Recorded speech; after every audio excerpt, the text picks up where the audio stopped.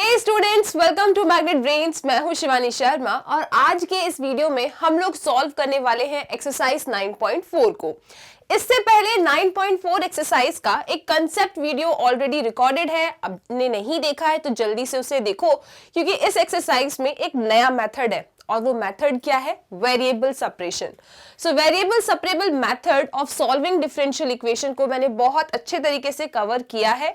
आप सबसे पहले उस मेथड को समझ लीजिए, उसके बाद इस एक्सरसाइज के एक एक क्वेश्चन आप लोग बहुत अच्छे तरीके से सॉल्व कर लोगे। क्वेश्चन स्टार्ट करने से पहले आप लोग जानते ही है मैग्नेट ब्रेन्स की 11th and 12th class science stream family को। सो आराम से आप लोग अपने physics, chemistry, maths and bio को बहुत ही ज्यादा इजीली पढ़ सकते हैं, नॉलेज अपनी इंक्रीज कर सकते हैं। और जब आपकी अच्छे तरीके से नॉलेज इंक्रीज हो जाएगी तो मार्क्स तो डेफिनेटली आपके अच्छे आएंगे ही। ओके, तो स्टार्ट करते हैं अपने पहले क्वेश्चन को, एक्सरसाइज 9.4 का। पहला क्वेश्चन कह रहा है for each of the differential equation find the general solution. Right, अब देखो ऑर्डर क्या होता है, डिग्री क्या होता है, उसके बाद आपका जनरल सॉल्यूशन क्या है, पर्टिकुलर सॉल्यूशन क्या है, सॉल्यूशन क्या होता है, ये सारी चीजें हम लोग बहुत पहले डिस्कस कर चुके हैं अपने एक्सरसाइज 9.1 एंड 9.2 में। तो आप लोग बहुत अच्छे तरीके से इन चीजों से परिचित हो। ठीक है, जनरल सॉल्यूशन क्या होता है बताइए जरा, क्योंकि यहाँ पे इन लोगों ने क्या बोला है कि 1 से लेके 10 तक जितने भी क्वेश्चन है वहां आप लोग जनरल सॉल्यूशन बताएंगे। सो जनरल सॉल्यूशन क्या होता है? याद करो, एक ऐसा सॉल्यूशन जिसमें कौन हो, जिसमें आर्बिट्ररी कांस्टेंट्स हो। राइट, आर्बिट्ररी कांस्टेंट यानी कि any constant like A, B, C, D, K, इस टाइप के जो कांस्टेंट होते हैं उन्हें आर्बिट्ररी कांस्टेंट कहा जाता है। ठीक है, तो यहां पे आप लोगों को जो सॉल्यूशन फाइंड करना है दैट इज जनरल सॉल्यूशन। ठीक, इक्वेशन हमारे पास है, चलो आ जाओ सॉल्यूशन फाइंड करें। कैसी इक्वेशन है ये? Differential equation. तो आप जब इस क्वेश्चन को देखोगे, कैसा क्वेश्चन है ये? dy by dx is equal to 1 minus cos x divided by 1 plus cos x। Solve करना है, यहां पे आपको y की वैल्यू निकालनी है, वही आपका जनरल सॉल्यूशन होगा। तो किस तरीके से सॉल्व करते हैं? 3 मेथड होते हैं आप लोगों के पास क्लास 12th में। ठीक, ये सब हम पढ़ चुके हैं, जिसमें से इस एक्सरसाइज में जो मेथड लगने वाला है that is variable separable method. लेकिन आप लोगों को एग्जाम में कोई बोलेगा नहीं कि solve it by variable separable method या होमोजीनियस मेथड या लीनियर डिफरेंशियल इक्वेशन, वो आपको खुद ही समझना पड़ेगा। ठीक है, तो यहां पे देखो क्वेश्चन लिखा है आप लोगों का dy by dx is equal to 1 minus cos x। लिखो जरा इसे, 1 minus cos x divided by 1 plus cos x। तो हम लोग यहाँ क्या करने वाले हैं, आप देख सकते हो यहाँ पे जितने भी टर्म्स है ना ये वाले x के हैं। ओके, यहाँ क्या लिखा है? dy by dx। और वेरिएबल सेपरेबल मेथड में हमने क्या पढ़ा है कि जितने भी वेरिएबल्स जो सेम टू सेम होते हैं ना, जैसे x वाले वेरिएबल्स जो है उसे आप dx के पास सेंड कर देते हैं, y के जो टर्म्स में वेरिएबल है उसे dy के पास सेंड करते हैं। तो इसी तरीके से यहाँ पे y के टर्म्स में तो कोई वेरिएबल है नहीं, कांस्टेंट आपको कभी परेशान करता नहीं है, तो इस पूरे को आप क्या समझेंगे? फंक्शन ऑफ x समझ लेंगे। ठीक है, तो जितने भी x वाले टर्म्स हैं उसे आप किसके पास रखेंगे? dx के पास रखेंगे। तो एक काम करो, ये पूरा x वाला टर्म है, इस dx को ही यहां लेके आ जाते हैं। ठीक, तो क्या बनेगा? ये बन जाएगा आपका dy is equal to 1 minus cos x divided by 1 plus cos x, और यहां लिखेंगे आप लोग dx। ओके, ये चेक कर लो, ये पूरा y के टर्म्स में हो गया, ये पूरा आपके x के टर्म्स में हो गया। अब आपको यहां पे इसे इंटीग्रेट करना है। एक बार आपने वेरिएबल्स को सेपरेट कर लिया है, फिर आप क्या करते हैं? फिर आप इंटीग्रेट करते हैं। तो दोनों साइड क्या किया जाएगा? इंटीग्रेशन किया जाएगा। ठीक है, इस ब्रैकेट को ऐसा बना लेते हैं, दोनों साइड अब क्या करेंगे? इंटीग्रेशन करेंगे। इधर तो कांस्टेंट है, y के रिस्पेक्ट में कर रहे हो इंटीग्रेट, तो y आ जाएगा। यहां कैसे इंटीग्रेट करोगे ये सोचना पड़ेगा आप लोगों को। 1 minus cos x divided by 1 plus cos x, इसे किस तरीके से इंटीग्रेट करें। तो इसमें आपको बहुत ज्यादा टेंशन नहीं लेना है, क्योंकि इंटीग्रल्स चैप्टर आप लोग पढ़ चुके हो। मैंने कहा था स्टार्टिंग में ही आप लोगों को 7, 8 एंड 9 ये तीन चैप्टर ना आपस में कनेक्टेड है। ओके, सो सोचो इसे इंटीग्रेट कैसे किया जाएगा। 1 minus cos x divided by 1 plus cos x है, तो आप कहेंगे कि मैम 1 माइनस कॉस एक्स का ना डायरेक्ट फॉर्मूला होता है एक, क्या होता है, 2 साइन स्क्वायर एक्स बाई 2। तो आप यहां पे लिख देंगे 2 sine square X by 2, double and half identity. Okay, आप लोग 1 माइनस कॉस 2 एक्स जानते हो, 2 साइन स्क्वायर एक्स, राइट। लेकिन यहाँ पे क्या है, 1 माइनस कॉस एक्स, तो क्या बनेगा 2 sine square X by 2। Okay, और ऐसे ही आप लोग 1 प्लस कॉस एक्स का भी फॉर्मूला जानते हो। 1 प्लस कॉस एक्स क्या होता है, वो होता है आपका 2 कॉस स्क्वायर एक्स बाई 2। ठीक, तो जैसे ही आपके सामने ये वाले टर्म्स आए, और इस पैटर्न के इंटीग्रेशन हम लोग बहुत सारे कर चुके हैं। ओके, तो अब तो आपको एकदम से क्लिक होगा कि जैसे ही ये दिख रहा है, वो अगर आपको आइडेंटिटी याद आ गई है तो आप लोग बिल्कुल सही काम कर रहे हैं। Okay, so 1 minus cos x की जगह पे क्या लिखोगे, 2 sine square X by 2। 1 plus cos x की जगह पे क्या लिखोगे, 2 cos square X by 2, right. तो इसे हटा देते हैं अपन यहां से, चलो आगे। अब तो यहां पे आपके सामने है integration dy is equal to integration 1 minus cos X, क्या लिखोगे, जल्दी से बोलो, 2 sine square X by 2। 1 plus cos X क्या लिखोगे, 2 कॉस स्क्वायर एक्स बाई 2, और यहां क्या लिखोगे आप लोग, dx। ठीक, 2 से 2 गया, जाने दो उसको, 2 से 2 आपका चला गया, अच्छी बात है, right. Sign square X by 2 divided by cos square X by 2, क्या बनेगा ये, यहां आप इंटीग्रेट कर रहे हो dy, और यहां इंटीग्रेशन में ये जब सॉल्व करोगे तो आपको क्या मिल रहा है, आप लोगों को मिल रहा है 10 स्क्वायर एक्स बाई 2, और ये रहा आपका dx, right. Sign square X by 2 divide by cos square X by 2, 10 square X by 2। अब आप कहोगे मैम 10 स्क्वायर एक्स बाई 2 का इंटीग्रेशन हम कहां जानते हैं, कोई दिक्कत नहीं है, 10 स्क्वायर एक्स बाई 2 का इंटीग्रेशन नहीं है, लेकिन 10th क्लास में आप लोगों ने एक प्रॉपर्टी तो पढ़ी है, एक आइडेंटिटी को आप जानते हो। कौन सी आइडेंटिटी, वो आइडेंटिटी ये है कि 1 प्लस 10 स्क्वायर थीटा कितना होता है, 1 plus 10 square theta, sec square theta. सही बात है ना। तो क्यों ना एक काम किया जाए, इस 10 स्क्वायर एक्स बाई 2 को हम लोग sec square X by 2 minus 1 लिख दें। सही बात है, बिल्कुल, चलो आ जाओ।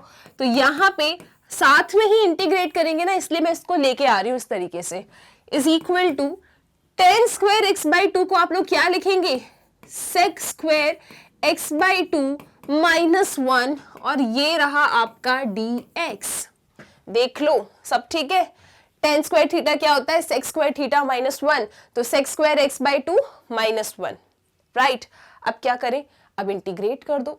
आप लोग सेक स्क्वायर एक्स बाई 2 का इंटीग्रेशन भी जानते हो, 1 का इंटीग्रेशन भी जानते हो, dy का भी इंटीग्रेशन जानते हो। इसको लेके चलते हैं अपने नेक्स्ट पेज पे और क्वेश्चन को खत्म करते हैं, आ जाओ। सो हमारे पास था यहां पे integration dy is equal to, यहां क्या लिखोगे, sec square x by 2, this is dx minus integration 1 dx। ये बातें ठीक है, चेक कर लो अच्छे तरीके से, ऐसे ही लिखा था यहाँ पे, मैंने क्या किया, इंटीग्रेशन को डिस्ट्रीब्यूट कर दिया। अब सुनो, यहां पे देखो dy है, मतलब कांस्टेंट है आगे, तो कांस्टेंट का इंटीग्रेशन वो वेरिएबल होता है जिसके रिस्पेक्ट में इंटीग्रेट किया जाता है। तो यहां आपको क्या मिलेगा, यहां आप लोगों को y मिल जाएगा। सेक स्क्वायर एक्स बाई 2 का इंटीग्रेशन याद करो, सेक स्क्वायर एक्स का इंटीग्रेशन याद है क्या होता है, 10x। तो सेक स्क्वायर एक्स बाई 2 का क्या होगा, 10x by 2 divided by 1 by 2, है ना। यहां देखो आप लोग सेक स्क्वायर एक्स का इंटीग्रेशन जानते हो, सेक स्क्वायर एक्स का इंटीग्रेशन 10x होता है, इसमें तो कोई डाउट की बात ही नहीं है ना। लेकिन अगर कोई आपसे बोल दे कि जरा सेक स्क्वायर x/2 का इंटीग्रेशन बताओ, तो क्या आप जानते हो? बिल्कुल जानते हैं मैम। यही फॉर्मूला आएगा हमारा 10x/2 और डिवाइड में 1/2, क्योंकि x का कोएफिशिएंट कौन है यहाँ पे? हाफ, तो ये डिवाइड में जाएगा तो यहां पहुंच जाएगा। सही बात। तो ये होता है सेक स्क्वायर x/2 का इंटीग्रेशन, यहां पे लिख देते हैं अपन। सो दिस इज 2 10, क्या लिखोगे? x/2, 1 का इंटीग्रेशन x और साथ ही साथ कांस्टेंट ऑफ इंटीग्रेशन c। अब आपके दिमाग में ये सवाल आ रहा होगा कि कांस्टेंट ऑफ इंटीग्रेशन तो यहां भी आना चाहिए, क्योंकि आपने इंटीग्रेट यहां भी किया है, यहां भी किया है।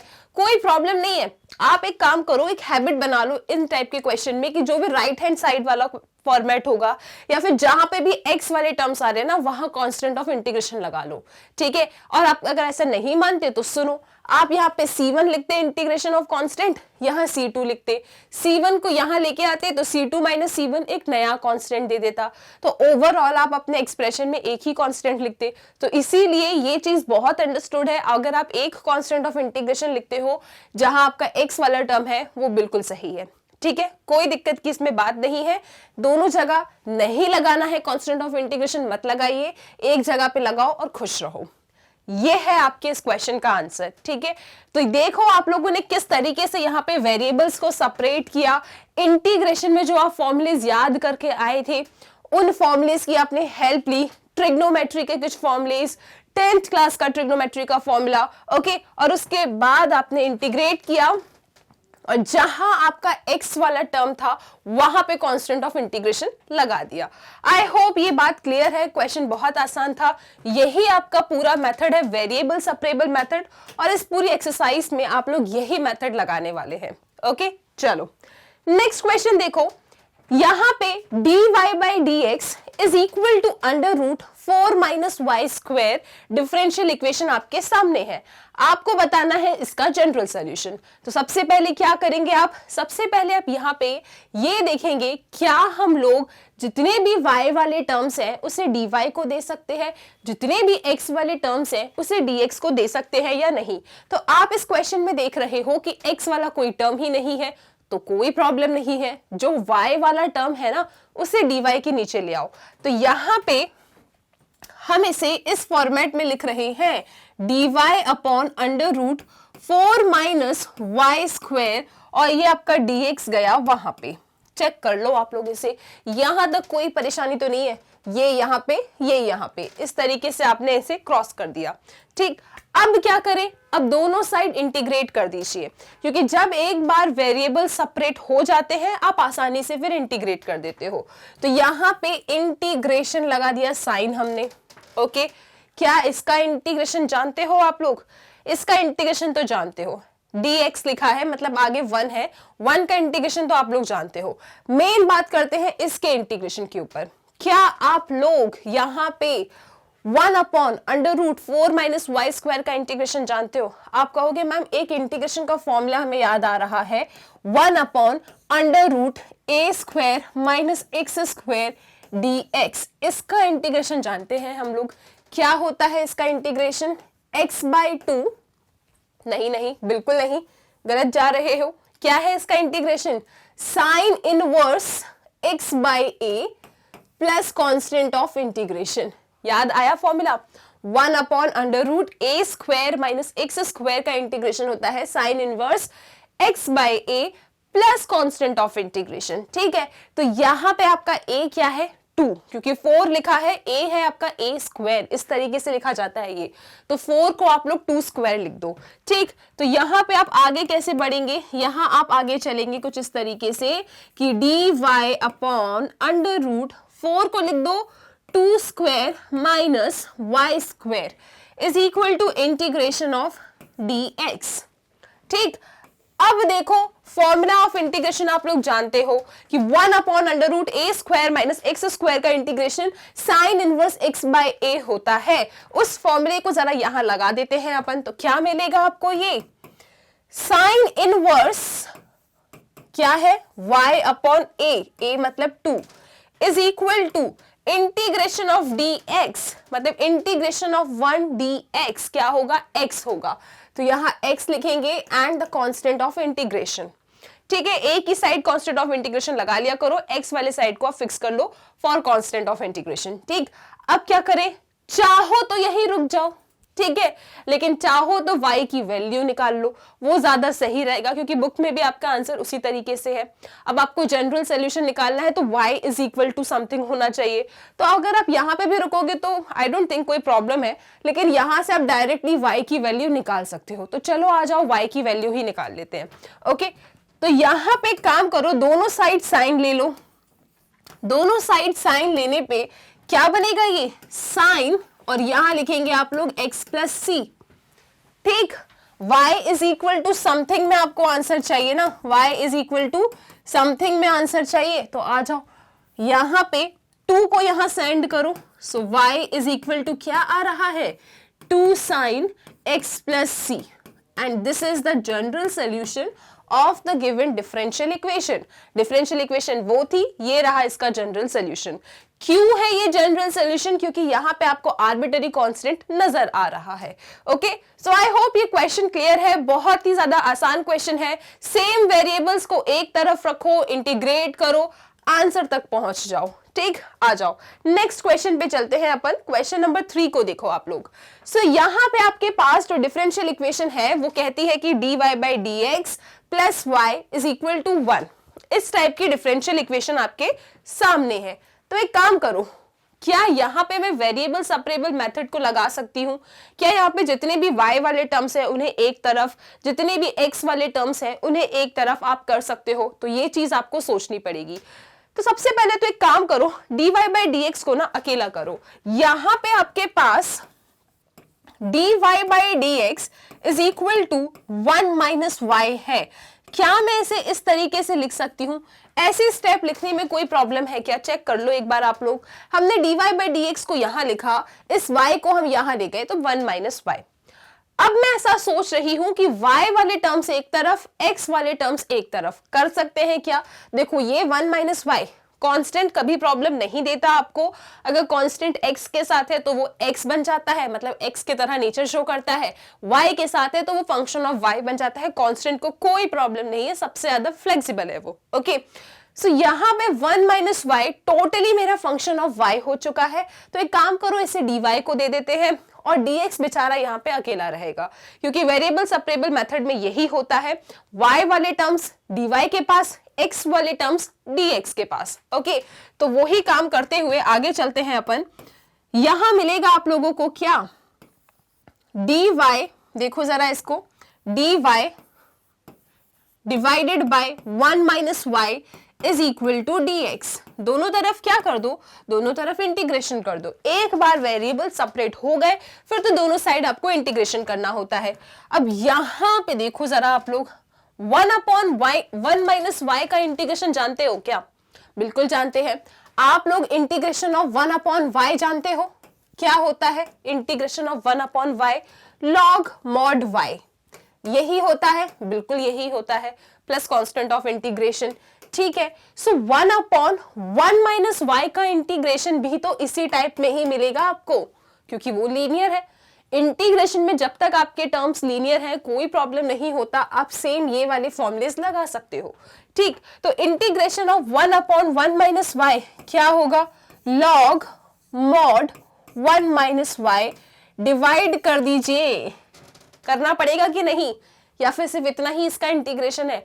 बिल्कुल डिवाइड करेंगे। y का कोएफिशिएंट कौन है, -1, सो -1 से डिवाइड कर देना। ये लीनियर रूल ऑफ इंटीग्रेशन है जो ये कहता है कि अगर आपके वेरिएबल्स लीनियर हैं, बिल्कुल सेम इंटीग्रेशन के फॉर्मूलेस वहां लग जाते हैं, लेकिन जो भी वेरिएबल है उसका कोएफिशिएंट हमेशा डिवाइड में जाता है। अगर सिर्फ इतना लिख देते इस क्वेश्चन में तो प्रॉब्लम हो जाती, आपको डिवाइड बाय -1 भी लिखना पड़ेगा। ठीक, अब इसके इंटीग्रेशन में तो कोई समस्या है ही नहीं, क्योंकि इंटीग्रेशन ऑफ dx मतलब x होगा और यहाँ पे कांस्टेंट ऑफ इंटीग्रेशन।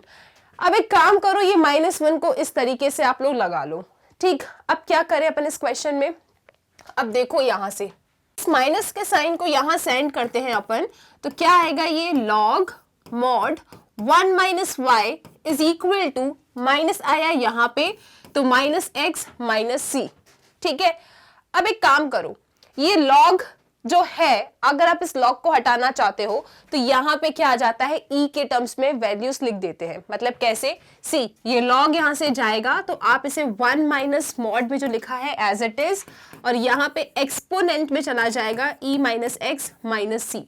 इस तरीके से आप log को गायब कर सकते हो। ठीक है, log लिखा है तो जब आप is equal to right hand side में शिफ्ट करो या कुछ भी, एक प्रॉपर्टी होती है बेसिकली, वो ये कहती है कि इसे एक्सपोनेंट में लिख दिया जाता है, जो भी आपका राइट हैंड साइड है, जब यहां से log हटता है। ठीक है, अब सुनो, आप लोग ये भी जानते हो कि जब मॉड को हटाते हैं तो प्लस माइनस आता है। ठीक है, तो जब मैं यहां से मॉड को हटाना चाहूंगी तो 1 minus Y is equal to plus minus E to the power minus X minus C, इस तरीके का मुझे एक्सप्रेशन मिलेगा। और मोस्टली आप कहीं कहीं देखेंगे तो ये लोग जब भी इंटीग्रेशन ऑफ 1 अपॉन समथिंग आता है ना, जहां पे लॉग आने वाला होता है, तो काफी जगह आप देखेंगे कि मॉड नहीं बनाते। ठीक है, अगर आप चाहो तो ना भी बनाओ मॉड, इतनी ज्यादा समस्या की बात नहीं है, क्योंकि बाद में मॉड जब आप बना देते हैं ना तो आपको ये प्लस माइनस देखना पड़ता है, थोड़ा सा कॉम्प्लेक्स हो जाता है। लेकिन अगर मॉड बनाते हो तो ज्यादा अच्छा है, क्योंकि जो फॉर्मूलेज आपने याद किए हैं आप उसको अच्छे तरीके से फॉलो कर रहे हो और फिर अपने क्वेश्चन को सॉल्व कर रहे हो। ठीक है, सो चलो आ जाओ अपने क्वेश्चन पे। अब क्या करें, अब सुनो, ये जो आपका क्या लिखा है 1 ना, इस 1 को यहां शिफ्ट करूं, so this will be minus Y is equal to plus minus E to the power minus X minus C minus 1। ठीक है, अब क्या करें अपन, अब यहां पे अपन इसको ना, ये जो पहले माइनस का साइन है ना, इससे भी मल्टीप्लाई कर देते हैं, इस माइनस के साइन से भी मल्टीप्लाई कर देते हैं, तो आपको क्या मिलेगा, आपको मिलेगा y इज इक्वल टू, सबसे पहले 1, क्योंकि माइनस से मल्टीप्लाई किया है तो ये प्लस हो जाएगा, और यहां पे ये बन जाएगा minus plus E to the power minus X into E to the power minus C. इसको मैं लॉ ऑफ एक्सपोनेंट से ब्रेक कर सकती हूँ, ई की पावर माइनस एक्स ई की पावर माइनस सी। ये बात ठीक है, यहां तक कोई परेशानी। अब सुनो, अब आप एक काम करो, y इज इक्वल टू 1, ठीक है, प्लस माइनस या minus plus e to the power minus C into E to the power minus X लिखा है।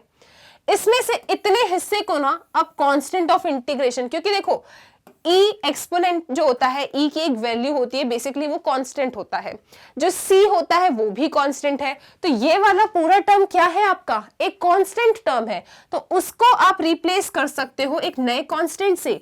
सो y is equal to 1 plus a e to the power minus X. इस तरीके से आप अपना आंसर लिख सकते हो, जहां पे आप कह सकते हैं कि वेयर क्या a कौन है, a है आप लोगों का प्लस माइनस या माइनस प्लस क्या e to the power minus C. Okay, ये बात क्लियर है, ये बात क्लियर है। यहाँ पे इस तरीके से आपके इस क्वेश्चन का आंसर आया है। छोटी छोटी सी चीजें, देखो मॉड जब बनाओगे ना तो थोड़ी सी परेशानी आपको मिलेगी, इसलिए काफी जगह आपको बिना मॉड के ही लॉग वाले इंटीग्रेशन मिल जाते हैं।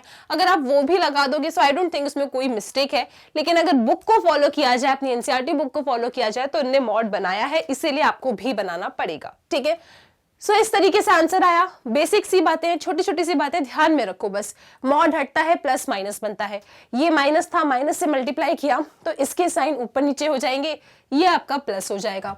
ठीक है, उसके बाद ये जो पूरा टर्म है, E एक कांस्टेंट होता है, C एक कांस्टेंट है, तो हमने इस पूरे को क्या बोल दिया कि तुम कौन हो, एक कांस्टेंट हो, और इस तरीके से अपने इस आंसर को लिख दिया।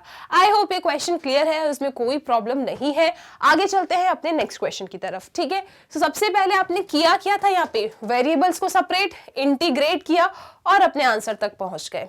ठीक है, चलो आ जाओ नेक्स्ट क्वेश्चन देखते हैं, क्वेश्चन नंबर 4 की तरफ आ जाओ। तो यहाँ पे क्या करेंगे, सबसे पहले तो एक काम करो, इनको ना इज इक्वल टू के इस साइड लेके आ जाओ, तभी तो आप लोग x वाले टर्म्स को dx को और y वाले टर्म्स को dy को दे पाओगे, राइट। तो इसे हटाते हैं अपन और यहां क्या लिखेंगे, sec square x tan y dx is equal to, ये गया वहां पे, माइनस sec स्क्वायर y, क्या लिखोगे, tan x, और यहां पे क्या है आपका dy।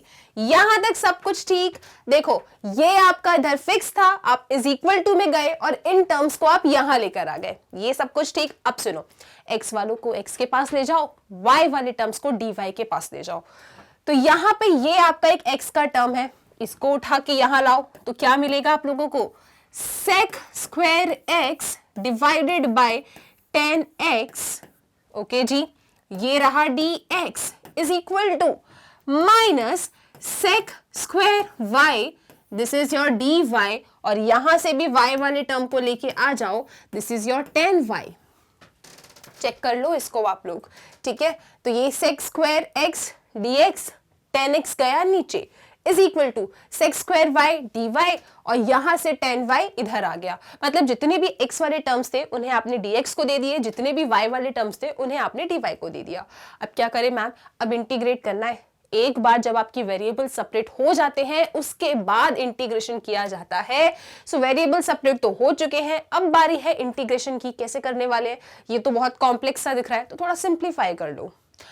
sec स्क्वायर x को 1 बाय cos स्क्वायर x लिखो, 10x को sin x by cos x लिखो, शायद कुछ कैंसिल होके आपको कुछ बहुत अच्छा मिल जाए यहाँ पे, या फिर वो सब करने की जरूरत ही नहीं है, यहाँ तो इंटीग्रेशन यूजिंग सब्स्टिट्यूशन मेथड से काम हो रहा है। ध्यान से देखो, अगर 10x को आपने t ले लिया, राइट, 10x को अगर t ले लिया तो 10x का डेरिवेटिव क्या होता है, 10x का डेरिवेटिव sec स्क्वायर x होता है, तो sec स्क्वायर x dx ये यहीं से गायब हो जाएगा। तो यहाँ पे हम लोग क्या कर रहे हैं, यहाँ पे हम लोग इंटीग्रेशन यूजिंग सब्स्टिट्यूशन मेथड की हेल्प ले रहे हैं। ओके, सो इधर आप कहेंगे कि लेट 10x क्या है आपका, 10x है आपका t। ओके, चलो u ले लेते हैं क्योंकि t के साथ क्या लोगे, यहाँ भी सब्स्टिट्यूशन करना पड़ेगा। 10x को u ले लिया और with respect to x differentiate करो, तो 10x का डेरिवेटिव क्या होता है, 10x का डेरिवेटिव sec स्क्वायर x होता है, u का डेरिवेटिव du बाई dx होगा, तो dx आपका यहाँ आ गया और दिस इज योर du। ये बात ठीक है। फिर से आप अज्यूम कर रहे हैं इसके लिए लेट क्या, कि आपका जो 10y है ना वो कौन है, v है, तो 10y का डेरिवेटिव क्या होगा, 10y का डेरिवेटिव sec स्क्वायर y होगा, this is your dy and this is equal to dv। Okay, इसके सब्स्टिट्यूशन के लिए हमने x के टर्म्स में डिफरेंशिएट किया, 10x को u लिया था, 10x का डेरिवेटिव sec स्क्वायर x होता है, तो sec square x dx equal to du। यहाँ पे 10y को v ले लिया, 10y को v लिया, फिर y के टर्म्स में डिफरेंशिएट किया, तो this will be sec square y dy is equal to dv। Okay, अब क्या करें, चीजों को रिप्लेस कर देते हैं, चीजों को रिप्लेस करते हैं अपन, तो sec स्क्वायर x dx क्या मिला है आपको, du मिला है। 10x को क्या लिया है आप लोगों ने, u लिया है, is equal to minus, okay, sec square y dy कितना आया है, dv आया है, डिवाइडेड बाय 10y क्या लिया है आप लोगों ने, v लिया है। यहां तक चीजों को देखो, बेसिक से इंटीग्रेशन जो आप पढ़कर आए हो ना डिफरेंशियल इक्वेशन में, वो ही लग रहा है। सबसे पहली स्टेप होती है वेरिएबल्स को सेपरेट करो, मतलब x वाले टर्म्स dx के पास, y वाले टर्म्स dy के पास। जब आपके वेरिएबल सेपरेट हो जाते हैं फिर बैठ के सोचो कि कैसे इंटीग्रेट किया जाए। तो हमने जब इसको बहुत ध्यान से देखा तो हमें फंक्शन और फंक्शन का डेरिवेटिव यहां भी दिख रहा था और फंक्शन और फंक्शन का डेरिवेटिव यहां भी दिखा, जिससे क्या हुआ, हमने सब्स्टिट्यूशन मेथड की हेल्प ली और अपने क्वेश्चन को इस तरीके का बना लिया। अब आसानी से आप इसे इंटीग्रेट कर सकते हो, राइट। तो दोनों साइड क्या करो, इंटीग्रेशन के साइन को बना दो। 1/u का इंटीग्रेशन क्या होगा, log mod u, सही बात है। तो यहां पे मिलेगा आप लोगों को log mod u is equal to minus log mod v and the constant of integration। तो constant of integration चाहो तो log c लिख लो, है ना। मैम c क्यों नहीं लिखा, देखो ये सब चीजें ना इस चैप्टर में थोड़ी सी आपको खेलनी पड़ेगी। जब यहाँ log है यहाँ log है तो constant को भी log दे दो, log c भी तो constant ही होगा, सही बात है। चलो ठीक है, यहाँ पे दिख नहीं रहा होगा आप लोगों को, एक बार फिर से लिख देती हूं मैं इसे, ध्यान से देखना। This is equal to minus, अच्छे से देखो, equal to minus log mod v plus log constant. I hope ये सब ठीक है। ओके, चलो C1 नाम दे देते हैं इसको, राइट। अब एक काम करो, इसको ना यहां लेकर आते हैं, तो आपको क्या मिलेगा, आपको मिलेगा log mod u plus log mod v is equal to log C1। ठीक है, अब क्या करें, log m plus log n की प्रॉपर्टी पढ़कर आए हो आप लोग। सुनो, log की प्रॉपर्टीज में ना आप लोगों को बहुत ज्यादा स्ट्रेस नहीं लेना है, तो 3-4 लॉग की प्रॉपर्टीज मैं आपको बताती जाती हूँ ना हर क्वेश्चंस में, बस उतनी ही सफिशिएंट है आप लोगों के लिए। आप उन क्वेश्चंस उनके थ्रू आप आसानी से अपने 12th एनसीईआरटी के क्वेश्चंस खत्म कर सकते हो, और उतने लॉग की प्रॉपर्टीज आपके लिए मोर देन इनफ है बोर्ड एग्जाम्स के लिए भी। ठीक है, बोर्ड एग्जाम्स के लिए भी जो अपन 4-5 बेसिक सी लॉग की प्रॉपर्टी डिस्कस करते हैं वो सफिशिएंट है, आप आसानी से उनसे अपने क्वेश्चंस को खत्म कर सकते हो फॉर बोर्ड लेवल। ठीक है, चलो तो यहाँ पे log m plus log n की प्रॉपर्टी लगाएंगे अपन। सो log m plus log n क्या होता है, ये होता है मैम log mn। देखो एक बेसिक सी लॉग की प्रॉपर्टी ये हो गई। अब इस प्रॉपर्टी को आप यहां लगा दो तो क्या मिलेगा आप लोगों को, log u plus log v क्या मिलेगा, log mod u v is equal to log c1। ठीक है, अब यहां पे बेसिकली हम ऐसा बोल देते हैं कि log log कट हो गया, लेकिन वो कट नहीं होता, हम यहाँ पे एक्सपोनेंट लिख देते हैं। किस तरीके से, इस तरीके से e to the power log mod uv e to the power log c1। और आप लोग जानते हो एक और प्रॉपर्टी होती है कि e log x जो कुछ भी होता है वो आपका x होता है, ये दोनों गायब हो जाते हैं। तो यहाँ पे बेसिकली उस लॉजिक से आपका ये log गायब होता है और सिंपल आपको ये दो टर्म्स मिलते हैं। क्या करते हैं, दोनों साइड एक्सपोनेंट ले लिया जाता है। तो वो इतना आपको डीप में नहीं जाना। अगर आप अपने मन में कह रहे हो कि log log कट हो गया तो वो मन में ही कहना, उसे पेपर में ना कैंसिल करके नहीं आना। ठीक है, ऐसे log log आप इस तरीके से कट करके नहीं आना। किस तरीके से गायब होता है वो इस प्रॉपर्टी से होता है, वो मैंने आपको यहाँ पे बता दिया है। ठीक है, तो मन में हमने कहा कि log log गया, लेकिन रियलिटी में क्या होता है, एक्सपोनेंट लिया जाता है। राइट, सो क्या मिला आपको, mod uv is equal to constant of integration. Okay, जब मॉड हटाया जाता है तो क्या लगता है, प्लस माइनस लगता है। तो आप लोग आ जाओ यहाँ पे, mod uv is equal to constant of integration, तो uv is equal to plus minus c1। ठीक है, u कौन था आप लोगों का, u क्या था 10x, v क्या था 10y। तो इन्हें लेकर आ जाओ, 10x 10y। ठीक है, अभी प्लस माइनस सी है तो कांस्टेंट ही ना, तो इसे मैं कैपिटल सी कह देती हूं। वेयर आप लोग चाहे तो ऐसा लिख दे, where c is equal to plus minus c1। ठीक है, तो ये आ गया आपके इस क्वेश्चन का answer. I hope question clear है। बहुत प्यार से धीरे धीरे छोटी छोटी चीजों को समझते चलो, क्वेश्चन डिफिकल्ट नहीं लगेगा, डिफरेंशियल इक्वेशन इजी होता चलेगा। ठीक है, पहली स्टेप क्लियर है, क्या प्रॉपर्टी हुई, किस तरीके से ये चीजें गायब होती हैं, कैसे मॉड हटाते हो तो प्लस माइनस लगता है, फिर प्लस माइनस को गायब करने के लिए जैसा आपकी बुक में आंसर है तो कुछ मत करो, इस सी को क्या कह दो कि प्लस माइनस c1 है आपका कैपिटल सी, और इस तरीके से आपको आंसर मिल जाएगा। आई होप क्वेश्चन क्लियर है। इसी तरीके से हम धीरे धीरे एक एक क्वेश्चन को समझते जाएंगे और अपने क्वेश्चंस को फिनिश करते जाएंगे। ओके, चले आगे नेक्स्ट क्वेश्चन पे आ जाइए। क्वेश्चन नंबर 5 को देखो, यहां पे भी हमें एक डिफरेंशियल इक्वेशन नजर आ रही है, लेकिन सबसे पहले तो हम क्या करेंगे कि अगर इस टाइप की इक्वेशन है ना, सबसे पहले एक टर्म को तो जीरो के साइड आप लेके आ जाओ, तभी तो आप सेपरेट कर पाओगे वेरिएबल्स को, है ना। तो सबसे पहले हम क्या कर रहे हैं, इसको उठा के यहां ले जा रहे हैं। सो दिस विल बी क्या, e to the power x plus e to the power minus x, यहां बनाया हमने dy इज इक्वल टू, इसको उठा के यहां ले जाओ, so e to the power x minus e to the power, क्या लिखोगे, इसको हटाओ, e to the power minus x and this is your dx। चीजों को देखो बहुत अच्छे से, ये दिख रहा था मुझे माइनस में, ओके, आप जानते भी हो वैसे भी कि हमेशा हमें dx dy बीच में इज इक्वल टू चाहिए, x वाले टर्म्स यहाँ, y वाले टर्म्स यहाँ, ताकि आप इंटीग्रेट कर सको। बस इस पिक्चर को दिमाग में क्लियर रखो। तो हम इसको उठा के यहाँ लेकर आ गए। ओके जी, अब क्या करें मैम, अभी वेरिएबल सेपरेट करना पड़ेगा।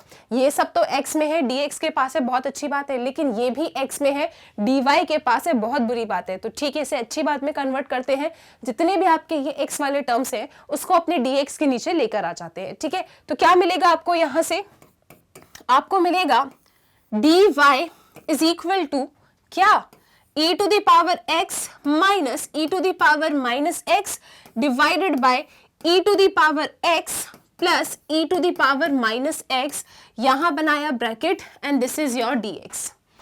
इस तरीके से हमने क्या किया, अपने चीजों को शिफ्ट कर लिया। ठीक है, अब देखो यहाँ पे कोई भी टर्म y वाला तो था ही नहीं, तो अब इस dy को अकेले ही रहना पड़ेगा। जितने भी x वाले टर्म्स थे हम dx के पास लेके आ गए, बहुत अच्छी बात है। अब क्या करें, अब दोनों साइड इंटीग्रेट किया जाएगा, ठीक है। तो यहाँ भी इंटीग्रेशन का साइन बनाइए, यहाँ भी इंटीग्रेशन का साइन बना दो आप लोग। मैम इससे तो हम इंटीग्रेट कर देंगे, y आ जाएगा, लेकिन इसका इंटीग्रेशन कैसे किया जाएगा? बहुत सही बात है, लेकिन आप लोग तो चैप्टर नंबर 7 पढ़ के आए हो ना। चैप्टर नंबर 7 क्या था? इंटीग्रल्स। और मुझे ऐसा लग रहा है कि उसमें एक एक्सरसाइज थी आपकी, आई थिंक एक्सरसाइज 7.2, जहां पे इंटीग्रेशन यूजिंग सब्स्टिट्यूशन हमने डिस्कस किया था। उसमें आपका एक क्वेश्चन था, क्वेश्चन नंबर 20। कुछ हद तक ये क्वेश्चन उसके जैसा लग रहा है, अगर मैं गलत नहीं हूं तो। याद करो, एक्सपोनेंट वाला क्वेश्चन है ये, सब्स्टिट्यूशन मेथड से ये खत्म हो सकता है। आप में से कुछ लोगों ने डाउट भी पूछा था, बस वहां पे और यहाँ पे डिफरेंस क्या है कि वहां पे 2 भी था, ये सिंपल है। याद आया क्वेश्चन? पूरी कहानी क्लियर करा दी मैंने। तो इतने हिस्से को आप लोग सब्स्टिट्यूशन मेथड के थ्रू इंटीग्रेट कर दोगे। ओके, सो यहाँ पे हम लोग कह रहे हैं कि ये रहा फंक्शन, ओके, और ये रहा इस फंक्शन का डेरिवेटिव। तो इससे ज्यादा खुशी की बात तो हो ही नहीं सकती। फंक्शन है, फंक्शन का डेरिवेटिव है, तो चलो सब्स्टिट्यूशन मेथड के पास।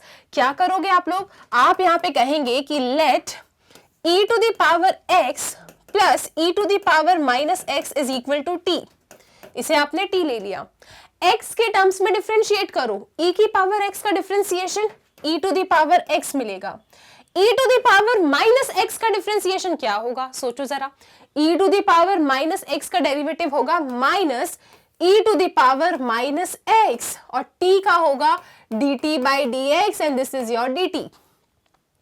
क्या डिफरेंशिएशन में कोई प्रॉब्लम है?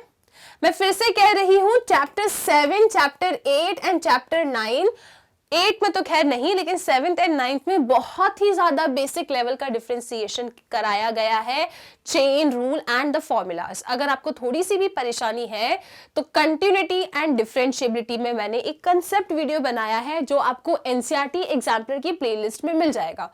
आप उस वीडियो को देखो, सिर्फ डिफरेंशिएशन वाले रीजन को, आपका बेसिक लेवल का डिफरेंशिएशन वहां से क्लियर हो जाएगा, क्योंकि आपसे इन चैप्टर्स में बहुत बड़े डिफरेंशिएशन नहीं कराएंगे। ओके, तो अगर कोई भी प्रॉब्लम है तो उस वीडियो को आपके लिए ना हेल्पफुल हो जाएगा वो वीडियो, तो आप चाहे तो उसे देख लें और अपना डिफरेंशिएशन का जो पक्का करना है रीजन, उसे पक्का कर लें। ओके, चलो, सो यहाँ पे हमने डिफरेंशिएट किया तो क्या हुआ? ये जो न्यूमरेटर है चला गया, वो dt बन रहा है, ठीक है। ये फंक्शन था, ये फंक्शन का डेरिवेटिव, क्योंकि अगर हमें डिफरेंशिएशन पक्के से आता है ना, तो हम अचानक से यहाँ पे इंटीग्रेशन में डरेंगे नहीं, राइट? ओके जी, सो आगे चलो, integration dy is equal to, ये रीजन क्या बन गया आपका? ये रीजन बन गया है dt divided by e to the power x plus e to the power minus x, आपने लिया है t। ओके, अब देखो, क्या आपके पास कोई भी ऐसा फंक्शन यहाँ है जिसका इंटीग्रेशन आप नहीं जानते? आप यहाँ पे रखे हर एक टर्म का इंटीग्रेशन जानते हो। आप जानते हो जब dy को इंटीग्रेट करेंगे तो आपको y मिलेगा, और इसे इंटीग्रेट करेंगे तो log mod t मिलेगा, and the constant of integration c। Right, अब आपका t क्या था? सब्स्टिट्यूट कर दो, वहीं रुक जाओ, आपका आंसर आ चुका है। तो रख देते हैं हम t की value. So y is equal to log, ये बनाया मॉड, t क्या है आपका?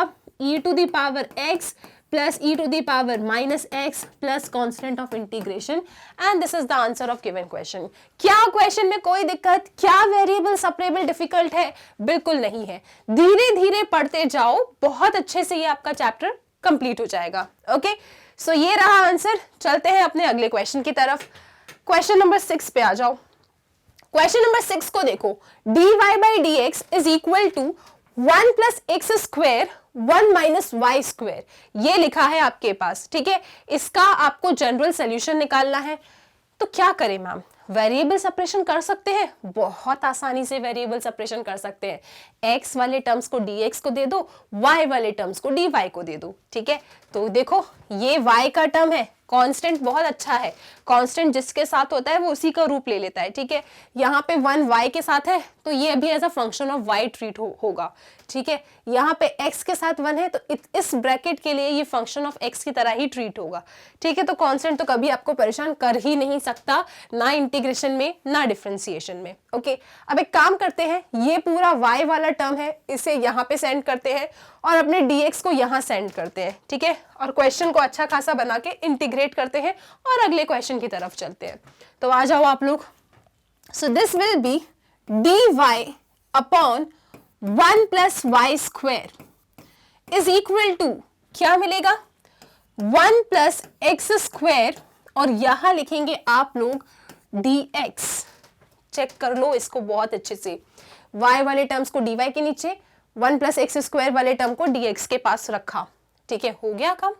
अब तो बस इंटीग्रेट करना है, y वाले टर्म्स y के पास है, x वाले टर्म्स dx के पास है।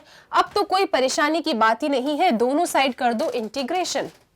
Integration of 1 upon 1 plus y square, क्या कोई फॉर्मूला होता है? बिल्कुल होता है, tan इनवर्स y इसका आंसर है, राइट। बेसिक सा इंटीग्रेशन है ये। 1 अपॉन 1 प्लस वाई स्क्वायर का इंटीग्रेशन क्या होता है? tan इनवर्स y होता है। So this is tan inverse y is equal to 1 का इंटीग्रेशन x स्क्वायर का integration x cube upon 3 and the constant of integration c। क्या बात कर रहे हो, क्वेश्चन खत्म। जी हाँ, तो इजी से क्वेश्चन है, बस पैटर्न दिमाग में फिक्स करो। 9.4 एक्सरसाइज भी इजी है और लास्ट में आप लोग डेफिनेटली मुझसे कहेंगे मैम पूरा चैप्टर 9 ही इजी था, ठीक है। चलें आगे नेक्स्ट क्वेश्चन पे। काम यहाँ पे हो चुका है आपका खत्म, चाहे तो यही रुक जाओ, अदरवाइज आप दोनों साइड 10 ले लो, आपकी मर्जी, दोनों आंसर ठीक है। ठीक, आ जाओ क्वेश्चन नंबर 7 पे आते हैं अपन। तो क्वेश्चन नंबर 7 है y log y dx is minus x d y is equal to 0। तो ठीक है, हम समझ गए हैं कि यहाँ पे ब्रेकिंग पॉइंट आ चुका है, राइट। और ये वाला जो टर्म है dy के साथ, इसे तो पहले आप इज इक्वल टू के इस साइड शिफ्ट करो, ठीक है। सबसे पहले हमेशा dx को अलग करो, dy को अलग करो, बीच में इक्वल टू का साइन होना चाहिए, ठीक है। सबसे पहले तो एक काम कर ही लिया करो अगर आपको इस तरीके से इक्वेशन नजर आ रही है तो चलो आ जाओ अपने मिशन पे लगते हैं अपन। सो दिस इज क्या, this is y log y dx is equal to, shift करो, ये बनेगा x dy। कर दिया शिफ्ट, ठीक है जी। अब क्या करें, ये y वाले टर्म्स है, इसको यहां ले जाओ, हाँ। ये x वाला टर्म है, इसको यहां ले जाओ, बिल्कुल हाँ। तो चलो बस, जब सब कुछ हाँ है तो चलो यहां से। तो यहां पे आपको क्या मिलेगा, dx के नीचे x आ जाएगा, ठीक है। dy अपनी जगह से हिल नहीं रहा, वो वहीं बैठा है, और बाकी के जो ये y वाले टर्म्स हैं वो आपके यहां नीचे आ गए। वेरिएबल्स को हमने बहुत आसानी से सेपरेट कर लिया है, x वाले टर्म्स dx के पास है, y वाले टर्म्स dy के पास है। अब क्या करा जाएगा, अब दोनों साइड इंटीग्रेशन किया जाएगा। तो इंटीग्रेशन दोनों साइड लगा दो। इसका इंटीग्रेशन आप लोग खुशी खुशी जानते हो, 1 अपॉन x का integration log mod x। Ma'am इसका क्या करें, इसमें भी आपको कोई दुख नहीं है। मुझे इतने रीजन में इंटीग्रेशन यूजिंग सब्स्टिट्यूशन मेथड की याद आ रही है।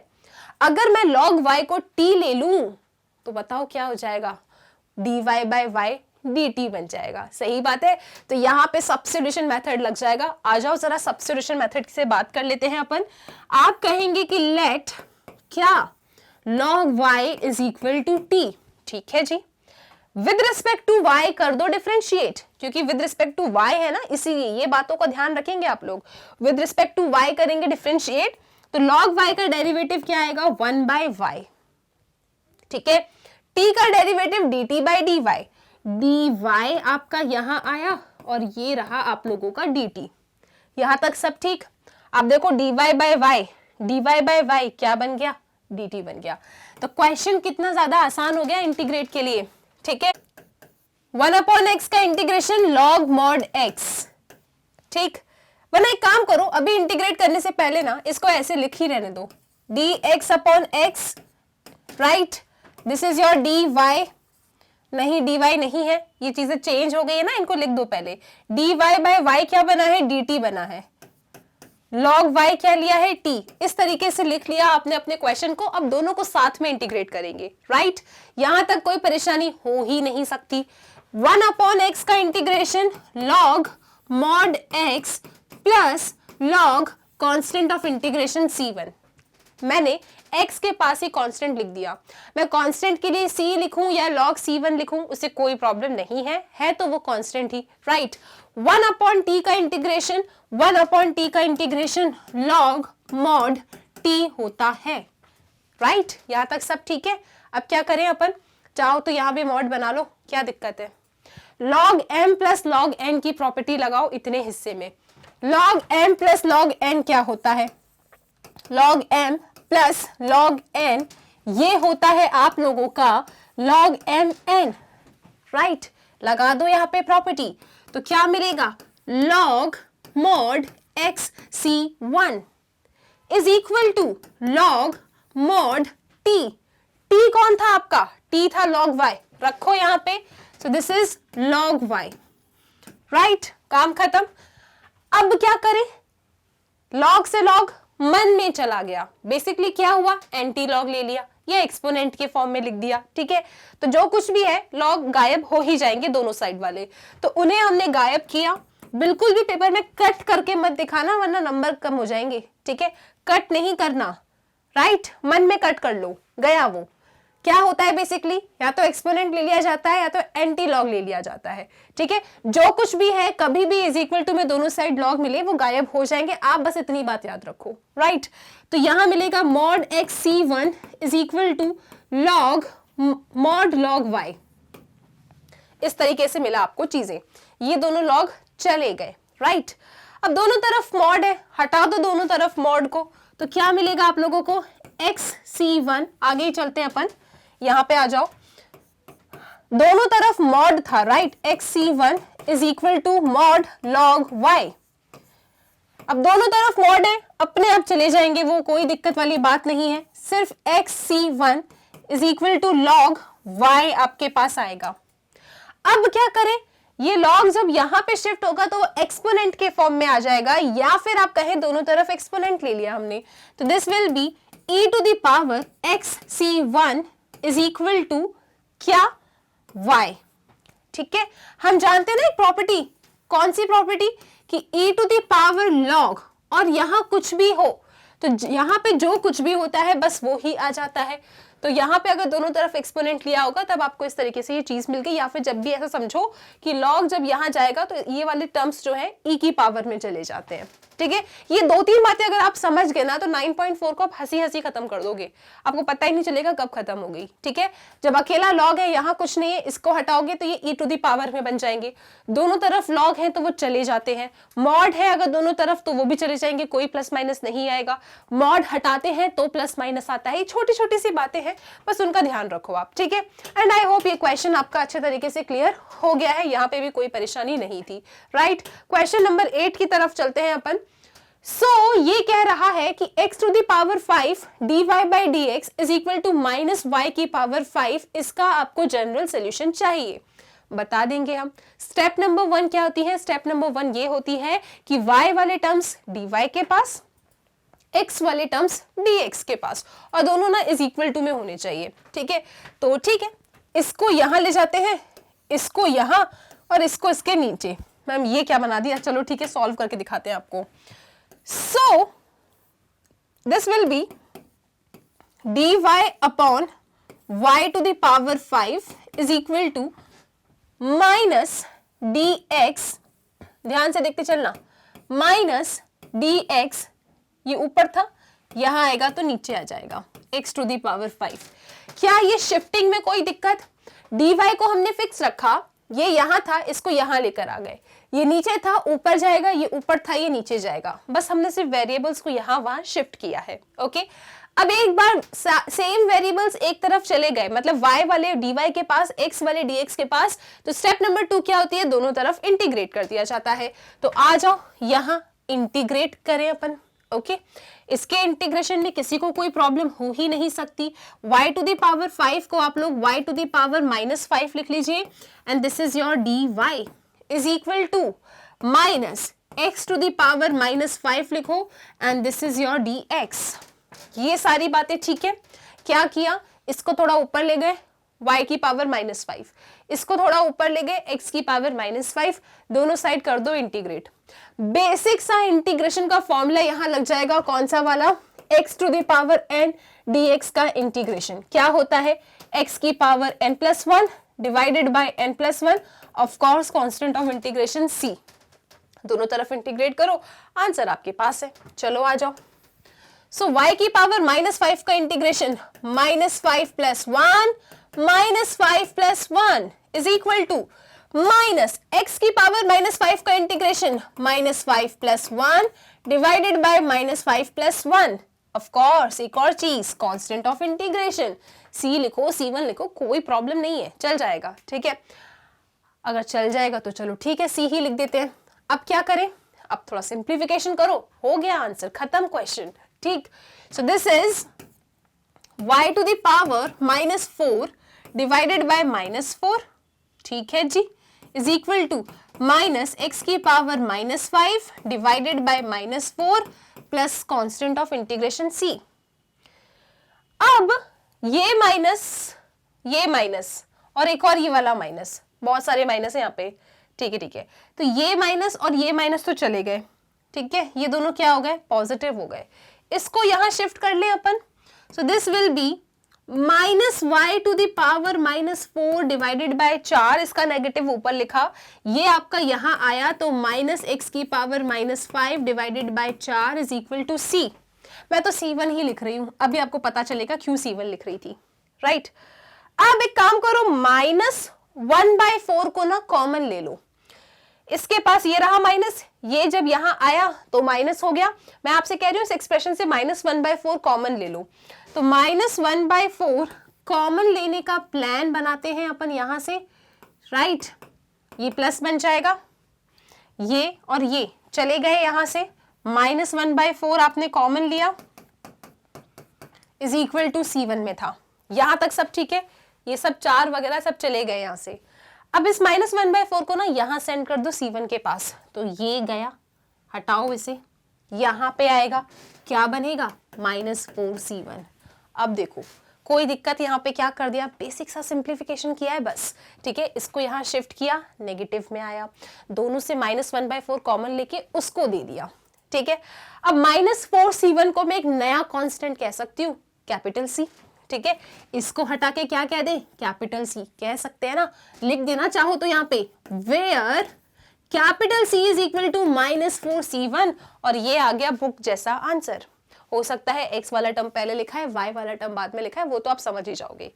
क्वेश्चन क्लियर होता जा रहा है, किस तरीके से इस क्वेश्चन में खेल रहे हैं ये लोग। ठीक है, थोड़े बहुत अगर आपके आंसर डिफरेंट आए ना तो आप टेंशन मत लेना, क्योंकि ये डिपेंड करता है कि आप कहां तक सॉल्व कर रहे हैं, आप कैसा कांस्टेंट ले रहे हैं और बुक में किस तरीके से कांस्टेंट लिया गया है। तो ज्यादा टेंशन मत लेना अगर एकदम डिक्टो सेम टू सेम आंसर ना आए तो। ठीक है, बाकी सब चीजें ठीक करोगे तो आंसर सही माना ही जाएगा। आई होप इस क्वेश्चन में कोई दिक्कत नहीं है, आप आराम से समझ गए हैं। क्वेश्चन नंबर 9 की तरफ चलते हैं अपन। सो क्वेश्चन नंबर 9 भी वही है, जनरल सॉल्यूशन आपको निकालना है। dy/dx is equal to sine inverse x। Okay, तो एक काम करते हैं अपन, किस तरीके से सॉल्व करें। मैम वेरिएबल को सेपरेट करो ना, इस dx को यहां लेकर आ जाओ आप, राइट। dy अकेला रह जाएगा। सबसे पहला काम वेरिएबल सेपरेट, तो उसी को फॉलो करते हुए हमें यहां क्या मिला, dy is equal to sine inverse x and this is your dx। पहली स्टेप में कोई परेशानी, y वाले टर्म्स एक तरफ, x वाले टर्म्स dx वाले के साइड। वेरिएबल्स जब सेपरेट हो गए हैं फिर करना है आपको इंटीग्रेशन। ओके, अब इसका इंटीग्रेशन करना है। मैम इसे तो डायरेक्टली इंटीग्रेट कर देंगे, y आ जाएगा, इसे कैसे इंटीग्रेट करोगे आप बताओ।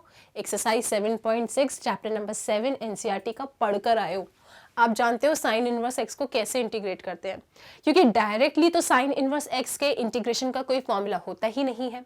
तो क्या करते हैं, जब ऐसा केस आ जाए कि इंटीग्रेशन का फॉर्मूला नहीं है लेकिन फिर भी आपसे इंटीग्रेशन करवाया जा रहा है, उस केस में कौन आता है, इंटीग्रेशन बाय पार्ट्स वाला फॉर्मूला आता है, राइट। साइन इनवर्स x का इंटीग्रेशन का फॉर्मूला नहीं है लेकिन स्टिल आपसे इंटीग्रेशन करवा रहे हैं, आप बिल्कुल इंटीग्रेट कर सकते हो इंटीग्रेशन बाय पार्ट्स की हेल्प लेके, राइट। यहाँ पे पहला फंक्शन आपका साइन इनवर्स x हो जाएगा, दूसरा फंक्शन 1 हो जाएगा क्योंकि 1 तो हर जगह प्रेजेंट होता है। And this is your dx। I hope ये बातें क्लियर है। ठीक, अब यहाँ पे इंटीग्रेशन बाय पार्ट्स लगाया जाएगा, इंटीग्रेट इसे किया जाएगा और फिर आपका आंसर आ जाएगा। इंटीग्रेशन बाय पार्ट्स का मैं आप लोगों को फॉर्मूला बता देती हूँ एक बार, अगर भूल गए हो तो रिवाइज हो जाएगा। फर्स्ट इंटू सेकेंड करना है हमें इंटीग्रेट, इसको हटाओ, अच्छे से लिखो, वैसे तो आप लोगों को याद ही है ये फॉर्मूला। फर्स्ट इंटू सेकेंड करना है इंटीग्रेट, तो इसका रिजल्ट होता है first integration of second minus integration bracket differentiation of first integration of second, रुकना नहीं है, एक और बार करना है इंटीग्रेट। राइट, अब इसमें पहला फंक्शन कौन है, दूसरा फंक्शन कौन है, ये बताता है आपको आइलेट। आइलेट रूल के अकॉर्डिंग पहला आता है इनवर्स आई, तो आई आपका पहला फंक्शन है, एलजेब्रा आपका दूसरा फंक्शन है इस केस में, क्योंकि 1 जो कांस्टेंट है वो एलजेब्रा की कैटेगरी में बिलोंग करता है। आप इसे पहला फंक्शन कह दो, आप इसे दूसरा फंक्शन कह दो और जल्दी से इंटीग्रेशन बाय पार्ट्स का फॉर्मूला लगा दो। राइट, चलो आ जाओ। हम क्या करने वाले हैं, इसका इंटीग्रेशन तो y हो जाएगा, ये तो आपको परेशान कर ही नहीं रहा। यहां पे अपने फोकस को बहुत अच्छे से रखना, एक एक चीज ध्यान से देखना।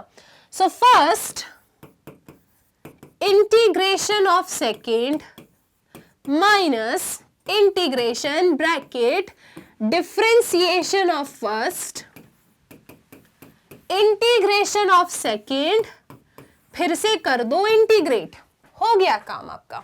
राइट, करो तो इंटीग्रेट, अभी तो बस फॉर्मूले में वैल्यूज को रखा है आपने। चलो आ जाओ, देखते चलना। This is y is equal to sine inverse x। 1 का इंटीग्रेशन किसके रिस्पेक्ट में हो रहा है, x के रिस्पेक्ट में हो रहा है, तो क्या मिलेगा 1 into x, that is x। Okay, तो उस x को मैंने यहां लिख दिया। ठीक, minus integration bracket sine inverse x का डिफरेंशिएशन, डायरेक्ट फॉर्मूला है ये, 1 upon under root 1 minus x square. 1 का इंटीग्रेशन x होता है, इस ब्रैकेट को बंद करो एंड दिस इज dx। सही है, बिल्कुल ठीक है। चलो इसे लेके चलते हैं नेक्स्ट पेज पे।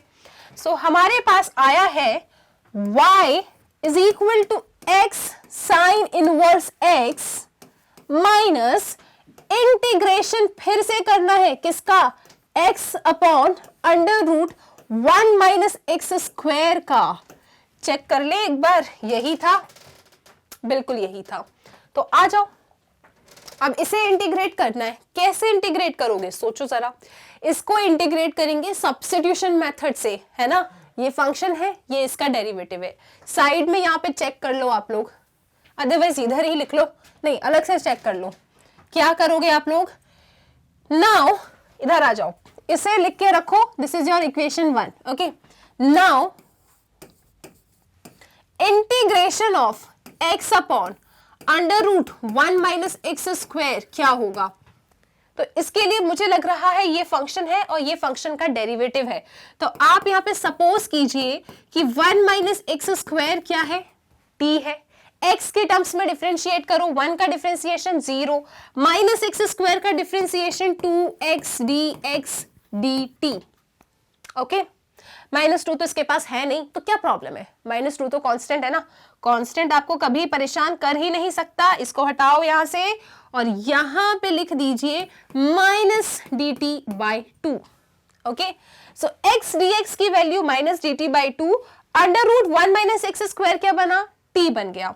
तो ठीक है, बस हो गया काम। अब क्या प्रॉब्लम है, इंटीग्रेशन, इसकी जगह पे क्या लिख रहे हैं, -1/2, this is dt divided by under root 1 minus x square t। इस तरीके से मिल गया आपको आपका क्वेश्चन, इंटीग्रैंड आपको मिल गया है। अब इसे इंटीग्रेट कर दो। अब अंडर रूट t कभी पसंद आया था क्या इंटीग्रल्स में, जो अब अपन को डिफरेंशियल में पसंद आ जाएगा, बिल्कुल नहीं। तो अंडर रूट t को हम कैसे लिखेंगे, t to the power -12 dt।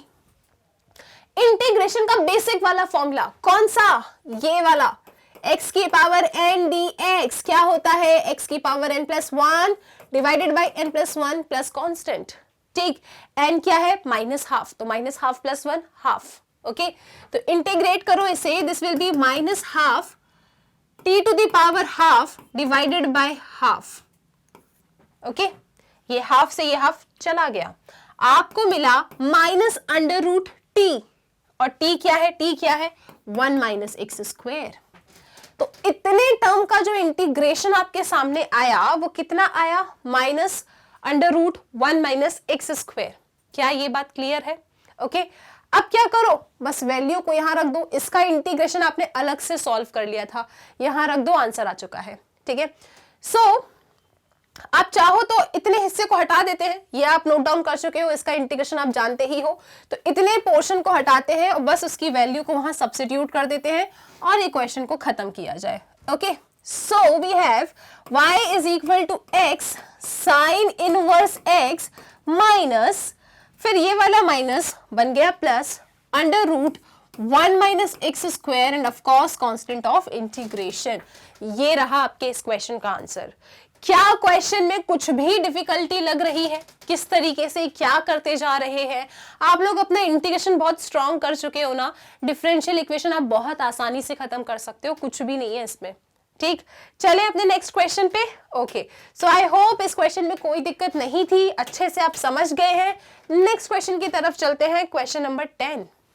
कितना भी बड़ा क्वेश्चन आपको दे देना ये लोग, जब तक आप वेरिएबल्स को सेपरेट कर सकते हो बिल्कुल सेपरेट करो, इंटीग्रेट करो, आंसर तक जाओ। ठीक है, सो यहाँ पे है ई टू दी, सबसे पहला काम देखो, एक ये डिवीजन है, एक ये डिवीजन है। अब डिवीजन मतलब डिवीजन नहीं, आप मान लो एक आपके क्वेश्चन में यहां तक का एक हिस्सा है जिसके पास dx है और इस हिस्से के पास क्या है, dy है।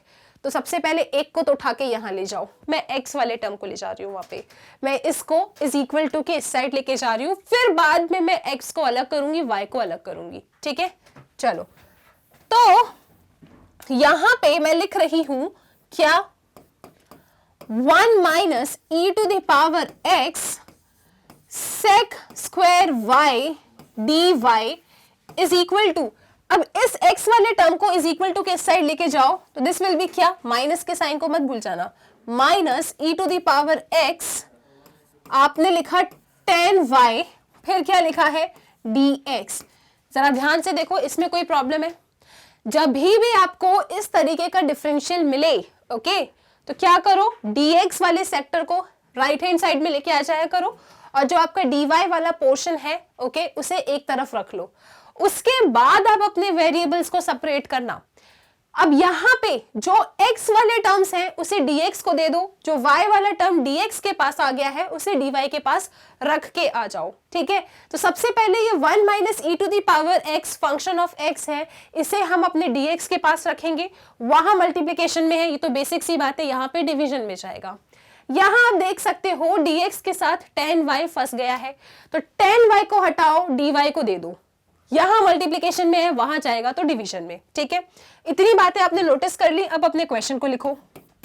सो आपके पास है sec स्क्वायर y dy, वो वहां नहीं रुकेगा, वो यहां आ जाएगा, tan y is equal to, फिर क्या है यहां पे, minus E to the power x dx, division में क्या है, डिवीजन में है 1 minus E to the power x। Check कर लो एक बार, आपके सारे वेरिएबल सेपरेट हो चुके हैं, जो y वाले टर्म्स थे वो ये रखे हैं, x वाले टर्म्स dx के पास आ गए। अब आ गए हैं तो कौन बुलाएगा, किसको बुलाओगे आप लोग इंटीग्रेशन को बुलाओगे। जैसे ही वेरिएबल सेपरेट हो जाते हैं इंटीग्रेट करो और अपने क्वेश्चन को खत्म कर दो। ठीक है, अब इंटीग्रेशन में तो कभी प्रॉब्लम आपको हो ही नहीं सकती। बताओ जरा कैसे इंटीग्रेट करेंगे इसको, देखो क्वेश्चन को ध्यान से सोचो और बताओ मुझे। सब्स्टिट्यूशन मेथड, आप अभी तक 10 क्वेश्चन कर चुके हो, 10 ही क्वेश्चन में क्या हुआ, सब्स्टिट्यूशन मेथड से आप इंटीग्रेशन कर रहे थे मोस्टली, राइट। तो देखो ये फंक्शन है, ये फंक्शन का डेरिवेटिव, ये फंक्शन है, ये फंक्शन का डेरिवेटिव, तो क्या ही प्रॉब्लम है, आ जाओ इस क्वेश्चन के पास। यहाँ पे सब्स्टिट्यूशन मेथड अप्लाई करने जा रही हूं मैं। तो सबसे पहले let tan y is equal to u। अब देखो जब कभी u एंड v लेना तो थोड़ा अच्छे से बनाए, ताकि पेपर जो चेक कर रहा है वो कंफ्यूज ना हो जाए, क्योंकि अगर आपने u ऐसे बनाया v ऐसे बनाया तो कभी कभी कंफ्यूजन हो जाती है, आप भी कंफ्यूज हो जाओगे u बनाया है कि v बनाया है। तो u के बाद जब v बनाओ तो v थोड़ा स्टाइलिश बना दिया करो इस तरीके से, तो ना ऐसे में भी ना मार्क्स कट जाते हैं जब सामने वाला समझ नहीं पाए। तो जब आप u एंड v ले रहे हैं, u ऐसा बनाए, v ऐसा बनाए, ठीक। चलो आ जाओ, तो यहाँ पे tan y क्या हुआ, u हो गया। इसे डिफरेंशिएट कीजिए विद रिस्पेक्ट टू y, तो आपको क्या मिलेगा, tan y का differentiation sec square y, u का डिफरेंशिएशन du by dy। अब dy यहाँ कहाँ रुकने वाला था, वो चला जाएगा sec स्क्वायर y के पास, ठीक है। छोटी छोटी सी बातें हैं, ये सब आप जानते ही हो क्योंकि अच्छे तरीके से आपने इंटीग्रल्स पढ़ा है, ओके। सो tan y का डिफरेंशिएशन आपको मिलेगा sec स्क्वायर y, ये dy कहाँ से आया आप लोग जानते ही हो। यहां पे आ जाओ, आप लेट कर रहे हैं कि 1 minus E to the power x कौन है, स्टाइलिश v है। ये मैंने v बनाया अच्छे तरीके से, ठीक है, सो दैट जो भी आपकी कॉपी चेक करे ना वो कभी कंफ्यूज ना हो आपने u बनाया या v बनाया है, ऐसा ना एक बार हो चुका है, इसलिए मैं आपको ये चीज बार बार बता रही हूँ, ओके। सो 1 का डिफरेंस किसके रिस्पेक्ट में डिफरेंशिएट करोगे, x के रिस्पेक्ट में डिफरेंशिएट करोगे आप। 1 का डिफरेंशिएशन 0, चलो ठीक है। e to the power x का डिफरेंशिएशन सबसे अच्छा फॉर्मूला है ये तो, e to the power x, तो यहां मिलेगा minus e to the power x। v का differentiation dv by dx, dx आया आपका यहाँ पे and this is your d stylish v, ठीक है। ये हो गया सब कुछ। अब अपने क्वेश्चन को सॉल्व करना है, चीजों को सब्स्टिट्यूट करना है।